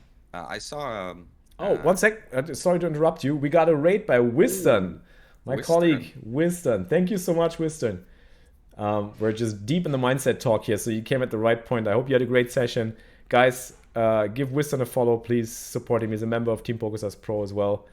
Just recently added, and he's a cool guy. And ja, klickt mal auf den Follow-Button, Leute. Lasst ihn ein Follow da. Let me So, hit that sorry. follow button too. Back to the question. Western JL. Oh, I already follow him. Okay, yeah, That's I good. forgot about the name. Awesome. Welcome, bro. Welcome, guys. Yeah, so um, getting rewarded for bad plays, right? Um, we can talk about all the basic stuff, like you need to be happy that you're surrounded by people who make horrible decisions. That's really where you want to be, right? You Mm, don't want to be at a table where everybody's playing optimally. You will get crushed or you'll be break even, right? But we yeah. all know this. That's like the basic stuff. But when it goes a little bit deeper, it touches on how deep variance actually runs, right? And what I say is, I watched a history documentary on YouTube where he spoke about how come did the Persian Empire, after 2,000 years of incredible reign, very stable, very strong, just get crushed by some Macedonian army with Alexander the Great? Right, and it went into all Interesting. the moments and situations and strategy, and then it ended the documentary on. But what historians often don't want to talk about, and what people actually don't want to talk about, is variance. You might just lose your empire on bad luck. Like this guy get a suck out and Interesting. you lost your empire. Goodbye, Persian Empire. Just one bad beat. Wow. Things actually happen, right? Some natural disaster or some people in the background scheming on you. So you don't know. And in football, it's the same thing, right? You have in football some guy, incredible talent, breaks his leg and he's out for 2 years. Does he come back at the same level? Who knows, right? We know Ericsson got a heart attack and he just dropped down in the World Cup. Like these things happen. You have zero control over it, Mm, right? So I preferably with that, we can be very intimidated by that and be afraid of, oh my God, there is so much variance in life. Everything can just fall apart today, right? Poker can be banned in Europe tomorrow if some guys come together and try to ban it. We don't know. But let's just focus on the things that we can control, hmm. right? We don't have Yeah. any control over decisions of other people. Let's just take our effort and put it into things that we can directly impact. And all the other stuff, let it just play out because it's going to play out regardless. Yeah. I think it comes also down to the human mind that always kind of wants to have a closure, an explanation, something.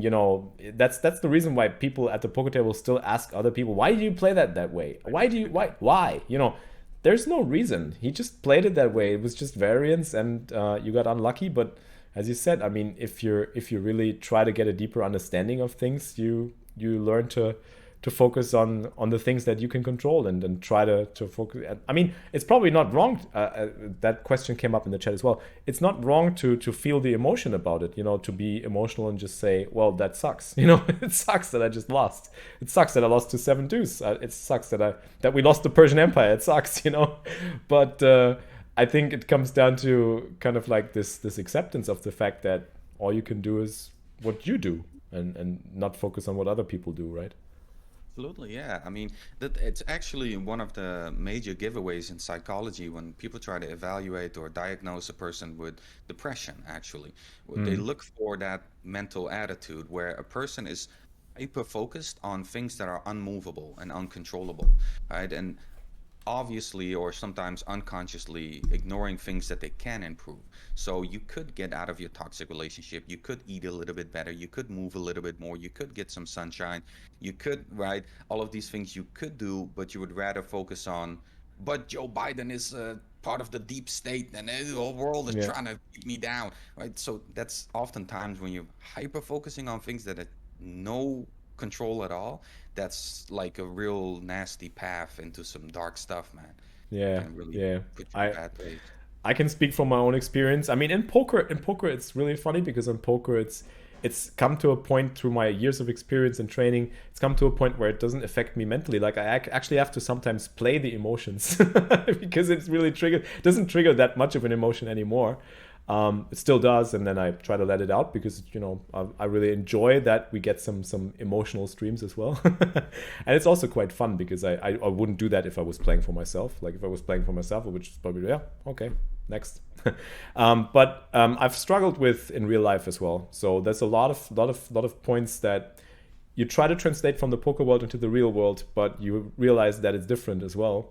Like the concept, the concept is right, that you should focus on just what you can control, but it's so hard to put into practice when you sort of like are in it when the emotions are different, when like in a real life situation, when you have like a breakdown, when you have like a situation like your job, you lose your job, you get a sickness, your partner's not treating you right or the way you want to be treated, all these things that you can't control, but you don't have influence over, they can really get you into that state that you just talked about, that you just focus on these things instead of what you can do. Because I found, personally, this is also something funny, I found that it's much tougher to generate sample size in real life to sort of like the important areas than it is in poker. Like I can play 2,000 hands a day, I can play 100 tournaments a day, and I'll train, but like I only lose my job like maybe 3 to 5 times in my life. I only get like a mental break, a sickness breakdown once or twice in my life.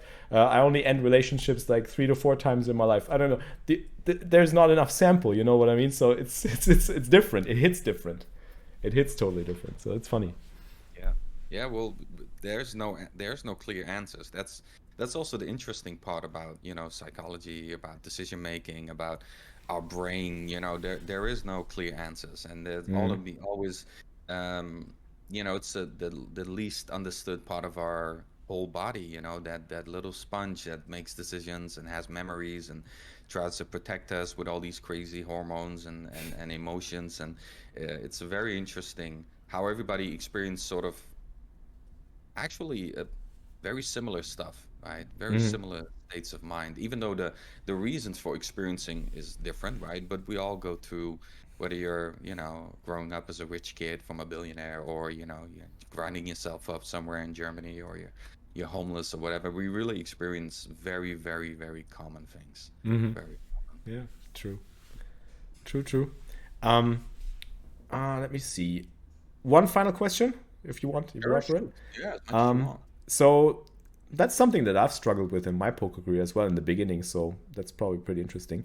I usually play buy-ins from $5 to $12, but I have the feeling that in higher buy-ins I usually get too tight.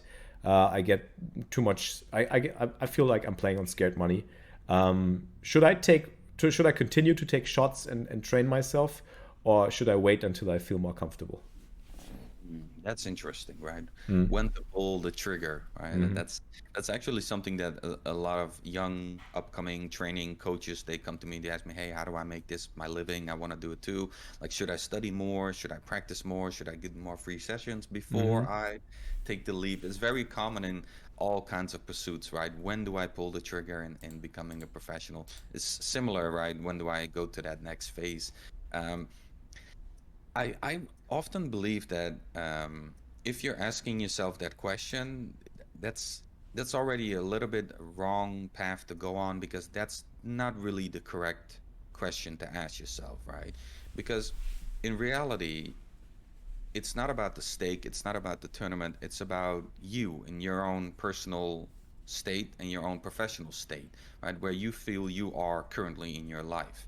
And that will directly translate on the poker table, right? That lack of confidence, or that um, feeling outclassed, or feeling that people around you are better than you, that will directly translate in your decision making. Hmm. I would say it's impossible to dissect those two. So it often means we got some work to do, right? Or we're willing to just grind it out until we're more desensitized to the money. Or in my experience, it usually means we just got more work to do, right? Whether it's on a personal or professional level, we're not there yet where we want to be, right? But at the same time, this is very important. It might end up in this endless pursuit and coping mechanism of, okay, I need to do more work, I need to learn more. We also got to set some deadlines for ourselves. See, you don't have these in poker. There is no manager, there is no trainer, there is no team, there is no clear tournament schedule or winter break. We got to set some deadlines for ourselves to give some sort of structure to our career, right? I sometimes recommend players say, give yourself a 2 year plan with 3 months milestones, right? I want to be here in 3 months. I want to be here in 6 months. I want to be here in 9 months. I want to be here in 12 months. Hmm. And set a path towards that. Create a roadmap for yourself, right? Be your own coach, be your own trainer, because if not, you can really get lost in that grind, right? That's really what poker is. It's just an endless grind. It's just an endless increase of sample and numbers game, and nobody there to give you some structure. Not a, there's no Ballon d'Or, there's no World Cup, there is no Champions League, there is no competition. Hmm. There's just you and your grind. So really structure that growth and set some deadlines for yourself. That usually, on the practical side, helps.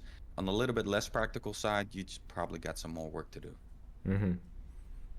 That makes perfect sense. Yeah. I also think that it's, as you said, I think it's very, very dangerous sometimes to, there's like this different, the messages that I also got is, um, I'm not ready yet. You know, I need to do more work, as you say. I get lost. I'm like get stuck in this habit of trying to improve and not take the shot because I'm actually just anxious that I will fail again. I'm just like trying to avoid the failure or the feeling of failure. And I think it's very important that you actually get to fail as many times as possible. Yeah. And even if it hurts, you can fall back on your previous stakes. That's what I've always been preaching, sort of like, or I've been doing myself. When I have the means to shot higher stakes, I'm gonna try and do it. And if I don't succeed, I can fall back on my previous stakes. But still, like the pain is where the growth comes from. So that's where the growth starts. So I have to go through that pain. And I think a lot of the human mind is trying to protect yourself from getting to that pain, or like I should actually do more work before. I should actually have that and that win rate before I move up to the next level. Yeah, I think that's a fine line sometimes. Yeah, you have this invisible ceiling in a way, right? This glass ceiling that you create for yourself every time. And I see this even with like top level corporate professionals. I work with some big companies, and they in that level, some managers get to that place as well, where they kind of sabotage their own corporate growth, where they don't want to be a manager yet or a senior manager yet, because I don't feel like I'm ready. I don't feel Mm, like I'm ready for that place. And in reality, right? We learn only there, right? We don't learn outside of it. We only learn in that moment when we try it and we hurt and we fail and we feel like shit. mm, That's really the only opportunity where we actually will build that mental resilience to be there, right, in that arena with those kinds of players, with those kinds of stakes, money that is to be won or to be lost. We don't learn otherwise. So we can, in a way, prepare ourselves by studying and working out and building a bigger bankroll. That's all stuff that can work.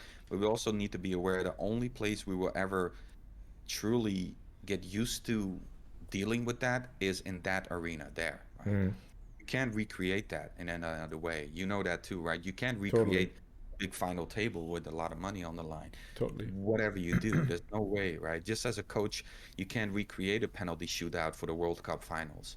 There's no way. You're just gonna fall back on routines It's and true. some experience that you maybe have, but that's it. You just gotta go for it every Actually, time. one thing that I've learned when I do this all the time through repetition is or the tip that I can also give for this sort of problem when you don't want to face higher stakes or you think you're too tight, just already try to forgive yourself in advance or just admit to the fact that you're going to probably play tight. You know, if I go into the battlefield saying, well, you know, I will play tight.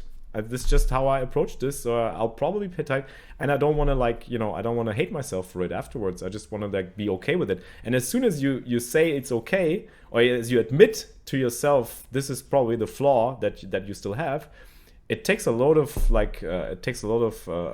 bulk off your shoulder, and all of a sudden you're not scared anymore, and maybe you'll even manage to not be tight anymore because you accepted the fact that this is probably your current flaw at the moment.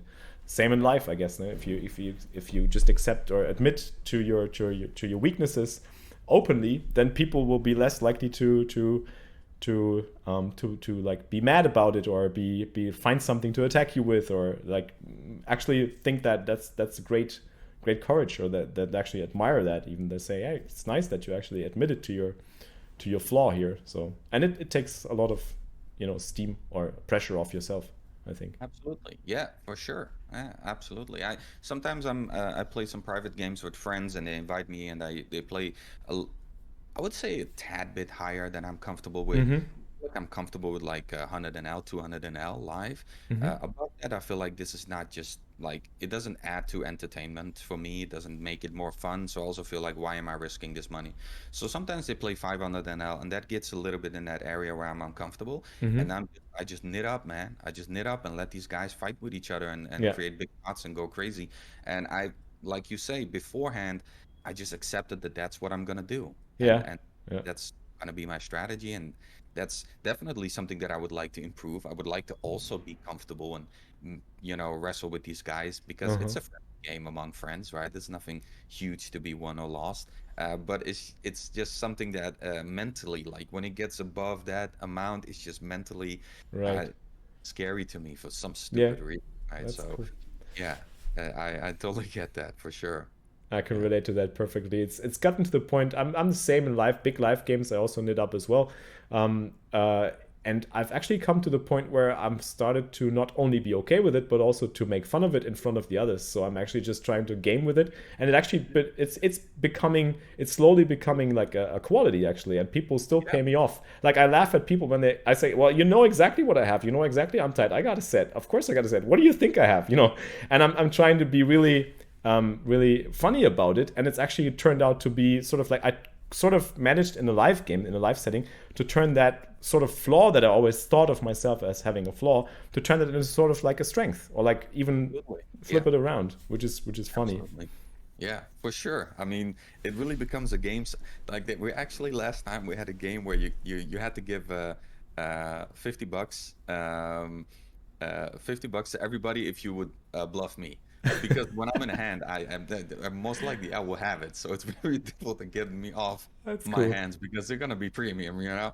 So it was really funny, and then just everybody knows I'm a huge nit. But yeah, like you say, I just play into it, you know. I Yeah. am, and they still pay me off, you know. So why should you adjust? I also think like sometimes we overthinking it a little bit. Mm, It's not that true. bad really if you're taking shots to start out tight.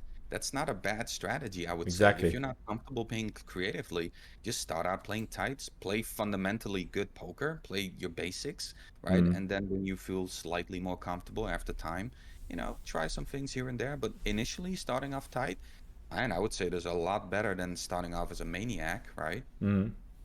Just play whatever you're comfortable with, right? That's where you are now, and don't be too hard on yourself, man. Don't judge yourself too much for that. Really don't like to see that. I myself, when I'm super stressed out, my video game addiction comes back. I get to playing Call of Duty for like 2 days, Okay, cool. and that's my reaction to super intense stress.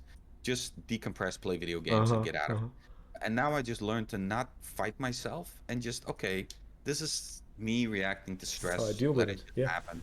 And Be okay with it. let's say tomorrow morning we're gonna get back at it, but Yeah. I'll give myself this day, Yeah, yeah, just absolutely. It's also, I think it's funny because mostly what you think of yourself, it's not really what you think of yourself. If you think of yourself that tight is bad, it's probably more that you're worried about what other people at the table think about you. It's more that you think that it might be perceived as you not playing correctly, not playing right, not being a good poker player, when in fact, maybe it's the right approach even, and you shouldn't be caring too much about what these other guys think of you. And even if you do, you can still play with it and be, be just mindful of if you really think it's something you should do or that's perceived as what good poker players should be like. A good poker player should be aggressive and like should make some sick plays and sick bluffs and should like not be able to get bluffed and should smell bluffs from afar, and like all that pressure that you put on yourself is basically only coming from how you think that others perceive you at the table, and that you don't like how they perceive you and you want to be perceived different, when in fact you should just be fine with the way you are at the table, right? absolutely, yeah. Find your own style. Was that a personal question? How do you evolve yourself regarding to gaining new mindset stuff? Are there mindset exhibitions? Do you go to other mindset coachings? The thing, I mean, for me, I have such a humongous edge. I would say the cheat code when it comes to this, I get to talk to people like Felix. I get to talk with Ah. people like NCB. Like every day, I talk to people who are so incredibly successful and smart that teaches me oftentimes more than I can actually teach them.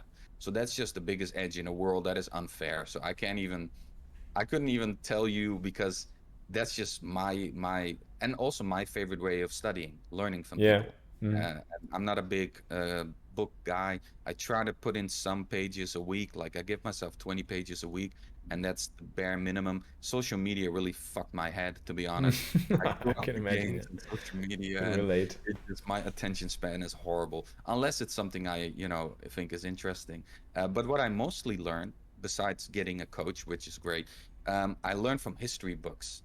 I like history, so that's tip one: find That's something you interesting. enjoy, Mhm. and then just take something that you enjoy to learn and dive into it as deep as you can. History for me has taught me surprisingly a lot about human behavior, Mhm. about mindset, about why people do certain things, and repeating cycles of certain things that happened in the past.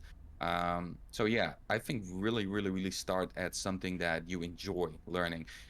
A lot of times, my just the self works is not really interesting.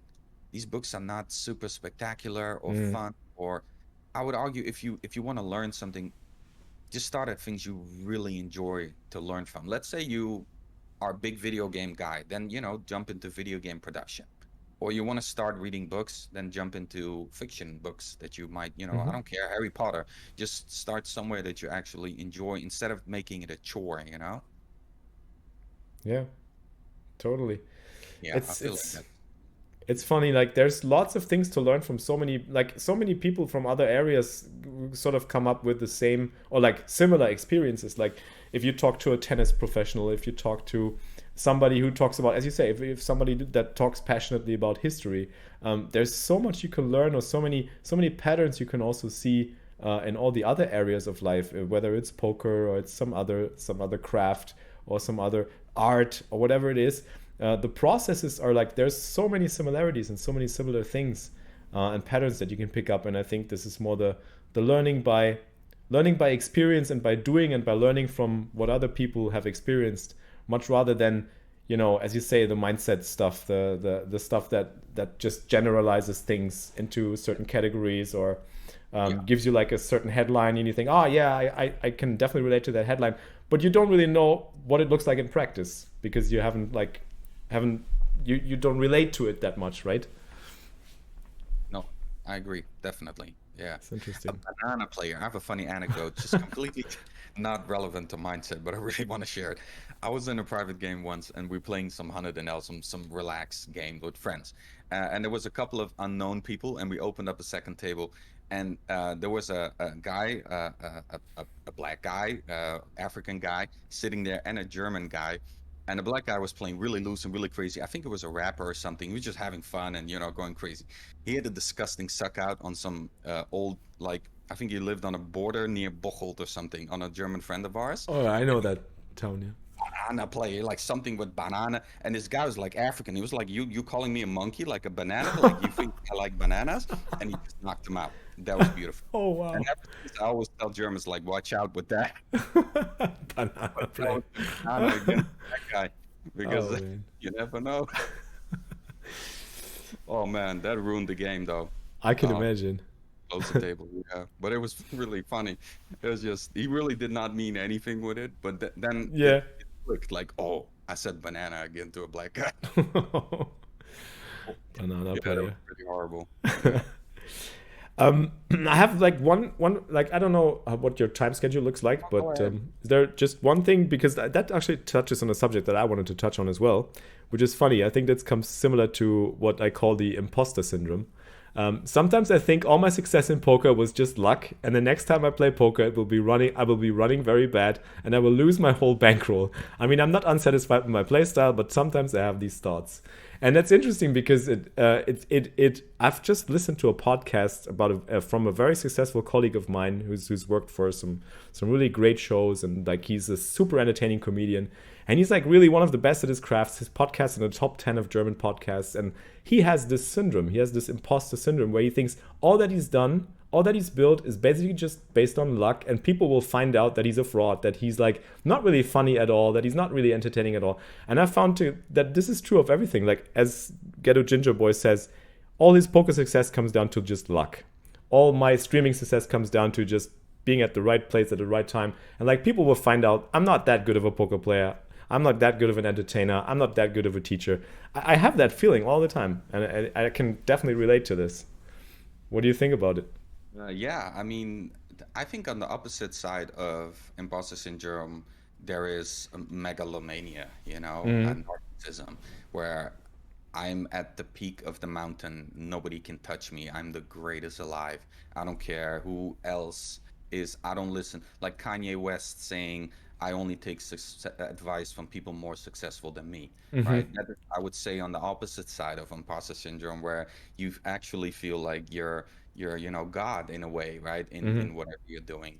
So it's healthy. That's first Mm-hmm. to realize that it's very healthy behavior. They don't want you actually don't want to be in that hyper confident state, because that's going to develop blind spots, right? The fact that you're self-critical, that you're asking questions, is why you're most likely improving as well. So it's a Mm-hmm. gift and curse, right? You're aware of all your blind spots and aware of that you could do more. Now, on the other hand, it's a little bit tricky, because you can't get in that self-criticizing voice is usually quite negative, and it sometimes compiles of people in the past who've been criticized, critical of you, like Mm-hmm. maybe somebody's mother or a teacher or an uncle, or some toxic friendships you had, that sort of mix mash of those voices that come up in those periods of Mm, insecurity, and that's really really totally. annoying. I can imagine Yeah. that's the case, but for imposter syndrome, there's two things to consider that are really complicated. First, the source of that is usually that there's three things that we haven't defined, right? Initially, right here is where we are, right here is where we want to be, and then this path towards it, that's the work that we have to do to get where we want to be. Mm-hmm. Now, a lot of people, they haven't defined where they are, they haven't defined where they want to go, and they definitely haven't defined the path. So Right. if you're missing those three, it's already going to be very complicated to develop some real good idea of who am I, where am I, and why am I here, Yeah. right?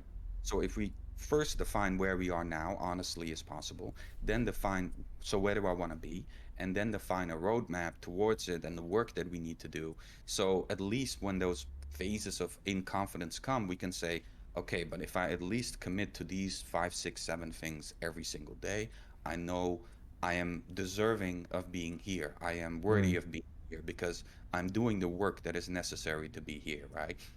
The second part of that is that we're usually comparing ourselves to a very, very tiny sample of information that we have of other people around us, right? We maybe have 5 or 10%, maybe of very good friends, we only have 20 or 30% sample of actual work of they that they do, right? Mm. Tiny, tiny, tiny, but still we value it. We overvalue it sometimes. Like, this person is working so hard all the time. Well, is he? Are all the players at your table working super hard all the time? Mm. If I look at all my clients, none of them are really, like, to be honest, none of them are working as hard as they should. They Mm-hmm. could, all of them could do more, and they should do more, and they're aware of that they could and should do more, Mm-hmm. right? In That's why they're soccer, there, right? Yeah. yeah, and in soccer and football, we all know there's only one Cristiano Ronaldo, and I bet you there's not anybody that works like him, right? Yeah. Or else we would have had more, Yeah. right? True. So in that case, with what kind of sample are we comparing ourselves? And what's a sample and how realistic is that sample? And if it's a false sample, then the whole conclusion is false. You can throw the whole conclusion out the door, right? We need to have a little bit of a scientific approach to it. And that's that realizing the sample is just wrong. We're comparing ourselves with false samples and the Mm. conclusion is also false, right? And the only way we can fix this is to define where we are now, where do we want to go, and what's the path towards it, and let's stick to that, right? Yeah, it's a good point because this has also been a struggle. I think this is a struggle for poker players or for everybody who is self-employed, so to say, because that's a huge task. You don't have any set lines, guidelines, no set goals that you have to set the goals for yourself. You have to build what you want to have from it. You have to build it all by yourself. And that's what I realize all the time as well. If I have to define a new goal for my stream, I used to have so many different things. I used to have like, I want to win this one tournament. I haven't done it by now, and then all of a sudden I get into this like lost state where I think, maybe I'll do something else. I'm not even sure of the goal anymore. I get like I'm shaking in my habits as well, and like it's so difficult to actually define your own path, when you're self-employed, because you have to do it all the time, and then once you've done it and once you've reached a certain goal, you have to do it again because there's new things to create, and you can't do all the same thing again and again, so you have to do something new. And I think being lost in this process is probably something where you get this imposter syndrome, more of this imposter Absolutely. syndrome, Yeah, and like absolutely. think like, well, you don't know where you're headed at the moment, probably, right? For sure, yeah. And that's what I've learned from, we hired a project manager in our company last month. And that's the first thing that she taught me is that she said, I know you have goals with the company, right? Because as Coach Bahman, we're looking now to expand into corporate and do corporate performance coaching for bigger companies, tech and finance. And she said, I know your goal, but a goal without a deadline and without milestones is not really a goal, Mm. right? It's just a dream, it's just an idea. So what is your deadline and what are your milestones, right? What are the things that you want to hit every 1 month, 2 month, 3 months towards where you want to go, right? Because what happens often is we move the goalpost, right? We start out with, I want to be a poker professional, and then we discover streaming. Now, oh, I kind of want to. This streaming stuff is cool, Yeah. and then we discover some business opportunity. Oh, I kind of want to do this Mm-hmm. business stuff is cool right now, and then I Yeah. discover the Pokerstars ambassador. Oh, I want to kind of do more. Exactly. So your goal is always shifting. Yeah. There's these, of course, there's these unicorns, these aliens. Like, for example, I mean, Arnold Schwarzenegger is not even a good example because he's a governor now, right? So what is even going on in the world? Yeah. That a lot of people, they say, I want to do this thing, and yeah, sometimes you have these kids of 11 years old say, I want to do that, and they become that, and that's it. But most people goals are shifting all the time, right? We're easily Mm. influenced by things that excite us. Curiosity peaks, and like, oh, that I kind of want to do that now. Mm. So we really can't just rely on goals. We need milestones, right? We need every month or every 2 months. I want to look back and say, okay, did I do these things that I promised myself in some shape or form, or am I just constantly moving the goalpost, right? Yeah, it's a good point because that's something that I definitely need to improve on in my stream as well. So, chat, you know what we have to do? We have to set some more milestones. We have to set some more. We want to win that tournament, or we want to work towards winning that tournament. We want to work towards, building a little bit more for the cash game community as well, which I've started as well. Again every week. So, yeah, that's a good point. That's definitely a good We point. need Being here is harmony. I think the big reason why a lot of people are burning out is because they're chasing balance. They want to do 100% in everything mm, instead of accepting that, okay, some periods in my life I will give 75% to this and 20% to this, and then I have 5% for that. And I want to live in harmony with that, if that's the case. If mm, I have to do that, then my family is good, my friends are good, my stream is good, my community is good. I communicate about my goals. People understand them, they understand my motivation, and I'm at peace with it. Right? Just as I have neglected a lot of things in my life in the last 2 years to build my business, and now I'm getting back into that. Like, hey guys, sorry, I was, disappeared for 2 years, but I'm back now, and I mm, was working, and I touched in here and there to make sure I'm alive, but that's all I could do at that time. And I hope you guys understand, and that's how you try to develop some harmony instead of mm. that balance. It's really toxic. Yeah, yeah. That's a good one. Yeah. It's Um, just have the priority, right? Sometimes. so let's check one more through the chat if there's anything left. Yeah. Anything unanswered. Leute, habt ihr noch Fragen? Gab es noch irgendwelche Fragen von euch? Do you guys still have questions? It's funny how I can definitely make a lot out of German, but I wish I could speak it because it's such a huge language. And this I think it's mostly because a lot of you guys just don't want to speak English. Well, actually, I think English is the language that we probably speak the best in general, I would say. I mean, I only speak two languages. I only just speak German and English. That's pretty much it. That's also something I want to try to improve on and learn some new language. But Where does that stubbornness come from, you think? oh, Like when I visit Germany, maybe it's a small village. No, I go to like Oberhausen sometimes, or like uh-huh. Leipzig, or like the Düsseldorf, or Yeah. like really big. But where do you think that comes from? You mean not wanting to speak any more language, or Yeah, like? like just I speak in English and I just get flat out German back.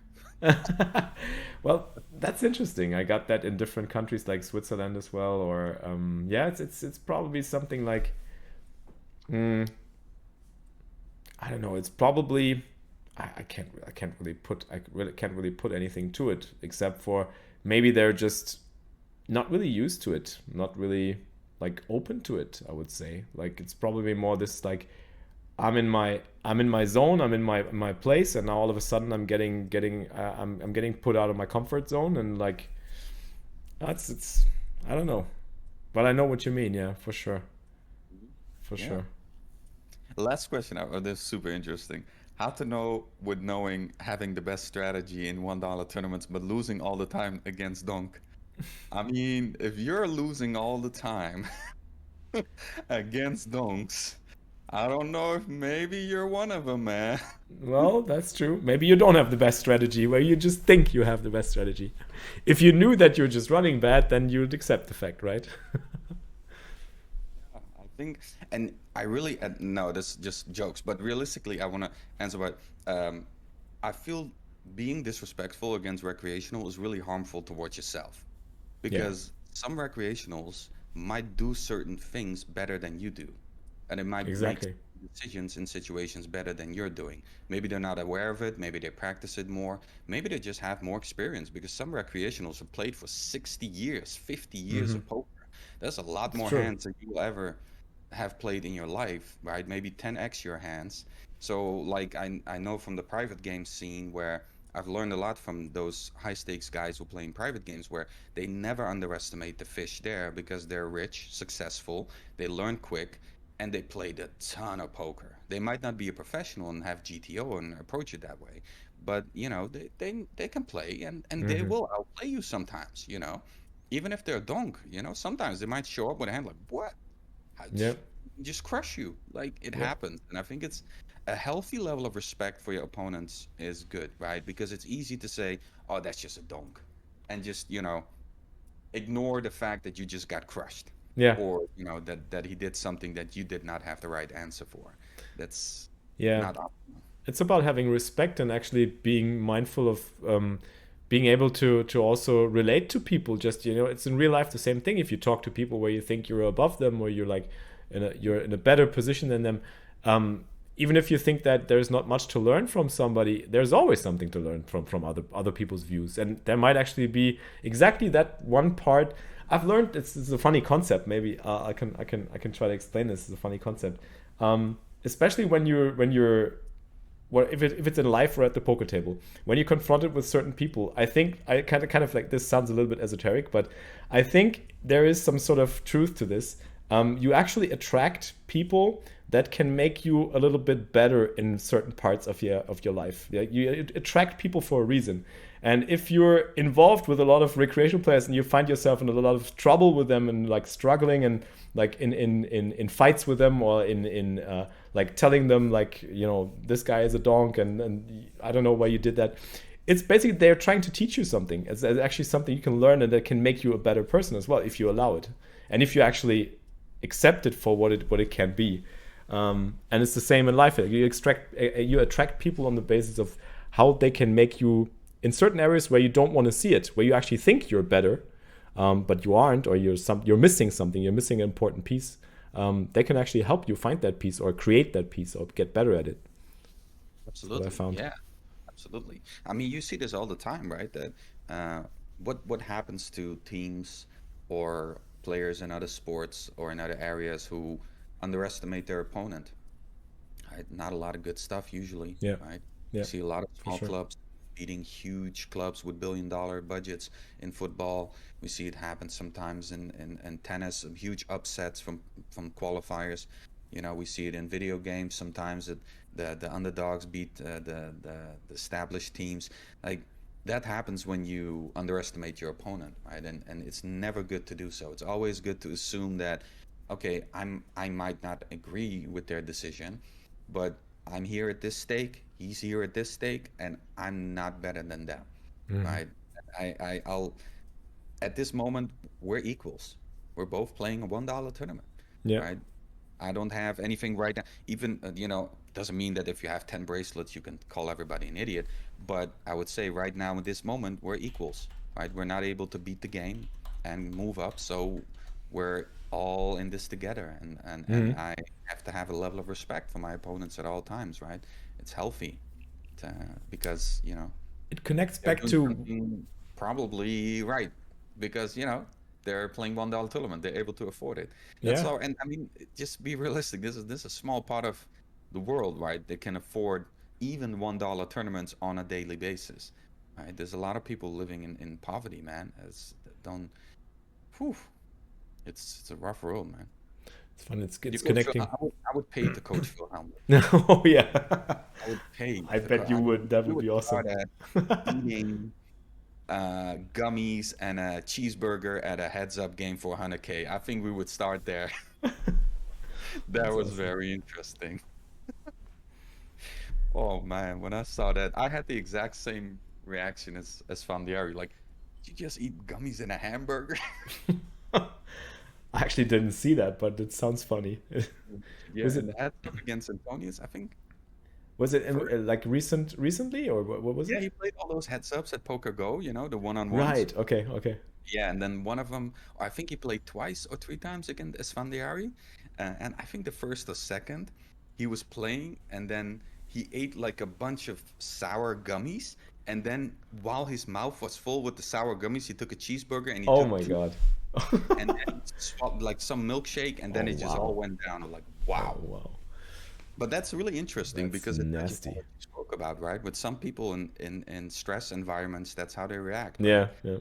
They need that fat and that sugar. Mm. It's actually also discussed in one of the history books where I learned a lot about my own behavior, where there's some, let's call it the starvation gene in our DNA. We all have it Hmm. that almost attracts like a magnet to fat and sugar because they were so rare commodities when we were living in caves and in Stone Age times. They were so rare that once we found a tree with fruit or a very fatty animal, we would just eat it all immediately Mm. because it would either go to waste or we'd lose it or somebody else would eat it or some other tribe would come and kill us all. So it would feel like we need to pile up like stuff our face as Yeah. much as possible, right? Yeah. Because of it's really part of our DNA. Everybody has the sort of the perfect body and mindset to create obesity if you let yourself go. Mm-hmm. Everybody's capable of doing it. Yeah, I can imagine, for sure. Yeah. I just wanted to connect back to the statement that you said at the beginning. I was actually thinking of a word. You might know it. It's a German word, but you can translate it to eye height, like Augenhöhe. You meet people at the height of the eyes, and that's what it's all about. Like, because if you don't, if you're here, you're not willing to learn from them. You're not accepting for what is. You're not trying to put the pieces together. And also on the other end, if you're starting here, if you just idolize people or you put them on a pedestal, same thing. You try to never reflect on what they say, what they do. You always think like, okay, so this Isolde guy, he's doing everything right. I have to be just like him, or like Federholz or Ben CB. They're the best players in the world, and I just have to play just like them, and so I'll just become what they are. It's probably that kind of like you try to meet people at the height of the eye, and that's the same with recreationals, as Like you that. said, right? Beautiful words that have a lot of information in one word. Like you guys like there's a lot of context. Cool. Really cool. Yeah, We in Holland we use a lot of those German words. you do. It's Yeah, like, yeah, there's the in English like kindergarten, of course, but yeah, it's yeah, funny. yeah. We use. I can't come up with one of them now, but we have a lot of these interesting German words that just describe something better than Dutch words can. Uh-huh. Yeah, see what you mean. Awesome, man. I mean, your community is awesome. You guys have so many great questions. I actually never lived in caves. I mean, arguably, we all lived in caves the last 2 years. Yeah, Is going sort back in of, the caves now sort with the of. hard lockdown. And are you guys locked down, by the way? Not now, no, but you're going into, right, or you're already in, right? Yeah, we're in Yeah. it since Saturday again with the Omicron Yeah. situation. So there's nothing open except for like No, essentials. everything except for like grocery stores, and they close, I think, at 8. Like places who have like shower gel and shampoo are open too, I think. Right. And that's about it until January 14th, if I Wow. remember correctly. Uh, yeah, they're kind of That's afraid of the sick. Omicron situation. I really haven't followed any, like, yeah, I don't see any reason to be up to date Yeah. with all that stuff, but It just yeah, drags you down, basically. yeah, a little Um, bit. Yeah, a so little bit. how are you dealing with it? It's just, I mean, we're very blessed because we can do our job from our computers, right? Yes, absolutely. Just for that, first of all, gratefulness that I Mm. can do this behind the computer all day. It's incredible. Like a lot of people lost their jobs. But secondary, the first 6 months, I got really fat, the fattest I've ever been. Just ate and played Mm. video games and worked and tried to distract myself from the situation because it was quite a bad beat, I would say. It was 3 months after I started my company, bang, pandemic. And then I Mm. was like, wow, how am I gonna actually like I quit my job, like how am I gonna I wasn't I wasn't like Wouldn't- this wasn't calculated in the budget. Right. So that was pretty rough and having to miss out on so many awesome networking and business events and poker tournaments and meeting people and seeing people and being able to have like word of mouth marketing between people who usually would meet each other and talk to each other. So I think, man, we took a big hit financially there. I mean, all the equity even that hasn't been realized, but yeah. So that was really depressing. So I went a kind of in a 6 months lockdown where I just worked and played video games and Mm-hmm. ate shit Mm-hmm. food, and then I was just like, okay, I kind of this is not gonna end anytime. So let's just get to a better place. Because I kind of told myself, well, this is probably gonna be over in 6 months, and then I'm gonna go back to the gym, and I'm like, nah, it's not gonna happen. Get back to working out and Yeah, eating normal, and yeah, and that really helped a lot. Yeah, I can imagine. for sure. Yeah, Oh and well. especially with Ben in the Discord with Raise Your Edge, sometimes they do like these exercises where jumping jacks together on Sunday Oh, morning. that's Like, cool. yeah, that's really fun. That's That nice. helps a lot. Reading other people's stories and yeah, I mean, Yeah, it was just a really, really, really bad run, and I reacted to it poorly, but at the same time, I understand. I put everything on the line, all my savings, and started the company, and get hit with some crazy pandemic, and that was just really stressful at that time. But Yeah, yeah, I right imagine. now, doing okay. Good. That's good to hear. Yeah. Well, do you want to wrap it up with some hints to the course that you also have on Raise Your Edge, and especially like if anybody wants to contact you about coaching or wants to talk to you in a way or has some further questions, where can they Sure. reach Yeah. you? Yeah, at coachbahman.com, at Coach Bahman on Twitter, Instagram, YouTube, LinkedIn, everywhere. It's at Coach Bahman. If you want coaching, reach out. We can have a chat about that. I'm developing a brand new performance program, which is shorter and it's more effective, more efficient, and it's also more cheaper than my first program that I developed. So I really want to I tried my best to like find a way to help more people more efficiently, more effectively, and I took all my lessons I've learned from the 2 years of coaching with all the poker players, chess players, golf players, business guys, crypto traders, business corporates, and piled it all in a completely brand new program, and that starts at first week of January. So if you guys want to check that out, you're welcome to sign up and get some information about that. And we have a course, me and Ben CB. Ben CB made it first, and then I added my videos in it. I added actually adding quite a lot of them. I did one for Christmas. Gonna do another one. I think beginning of the year as well. Just gonna put a bunch of videos in there, and the Discord is great. Really, the channel is great too. You can use whatever code you want for that course, and as long as you get it, I'm cool with whatever. Uh, so yeah, I mean, and YouTube, I'm super excited now about YouTube. Just Showing, that you yeah. mentioned, I'm super, super, super, super excited about that. I want to get back into YouTube from next year. I did a super deep dive into Mr. Beast the last week, just because I kind of got burnt out on YouTube. Uh-huh. I think you could see like I posted a lot, and I think I privated like half of my videos. I think that was my first like attempt to make this business legit, and that Mm-hmm. was like, I think 3 years ago I started on YouTube to build a brand, and I think I made like 800, 900, I think close to 1,000 videos Uh-huh. in 3 years, Wow. in Cool. 2 years, 2.5. Yeah, it's That's just awesome. every single day. And A then lot you of can see stuff. like the consistency kind of dropped. I wasn't focusing on the quality anymore. I kind of went all over the place. And yeah, I really lost passion for that. And that right there was a big lesson for me to know that much better to spend a month on one video that you're excited about Mm-hmm. than, doing a video every single day because you feel like you have to. Oh yeah, I can relate so much. This has been the case with my Instagram. Like I put so much pressure on putting content out there, like every single day, every structured day. It's like Monday is this, Tuesday is this, and now all of a sudden, like I feel myself in the place. Well, if I want to create something that I'm passionate about, it will show in the engagement and the reactions, and people will have more value from it, and I myself will have more fun doing it. So yeah, I definitely know what you're talking about there. Yep. It's so Absolutely. important. Definitely, man. This is the Danke für den Sub. Unchained Mind Course Auch that you du can get bist on jetzt Raise Your ein Edge, Teil guys. des Grind-Imperiums. Richtiger Ultimate. Danke dir für den 8 Monate Resub. GRND, doch It's been GRND, very Leute. quiet. The chat has been very, very helpful in keeping it quiet, like while we were talking. It's nice. Very nice. Yeah. Yeah, you can check it out. It has I do have an off code for you guys. xflixx mind. You can use that. Yeah, use that. There you go.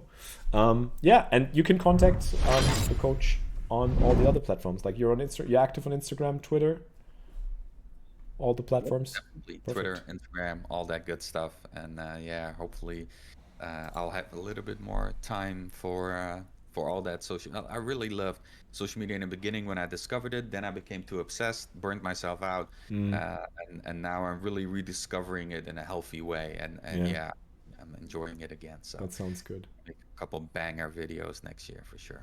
Cool. We're excited.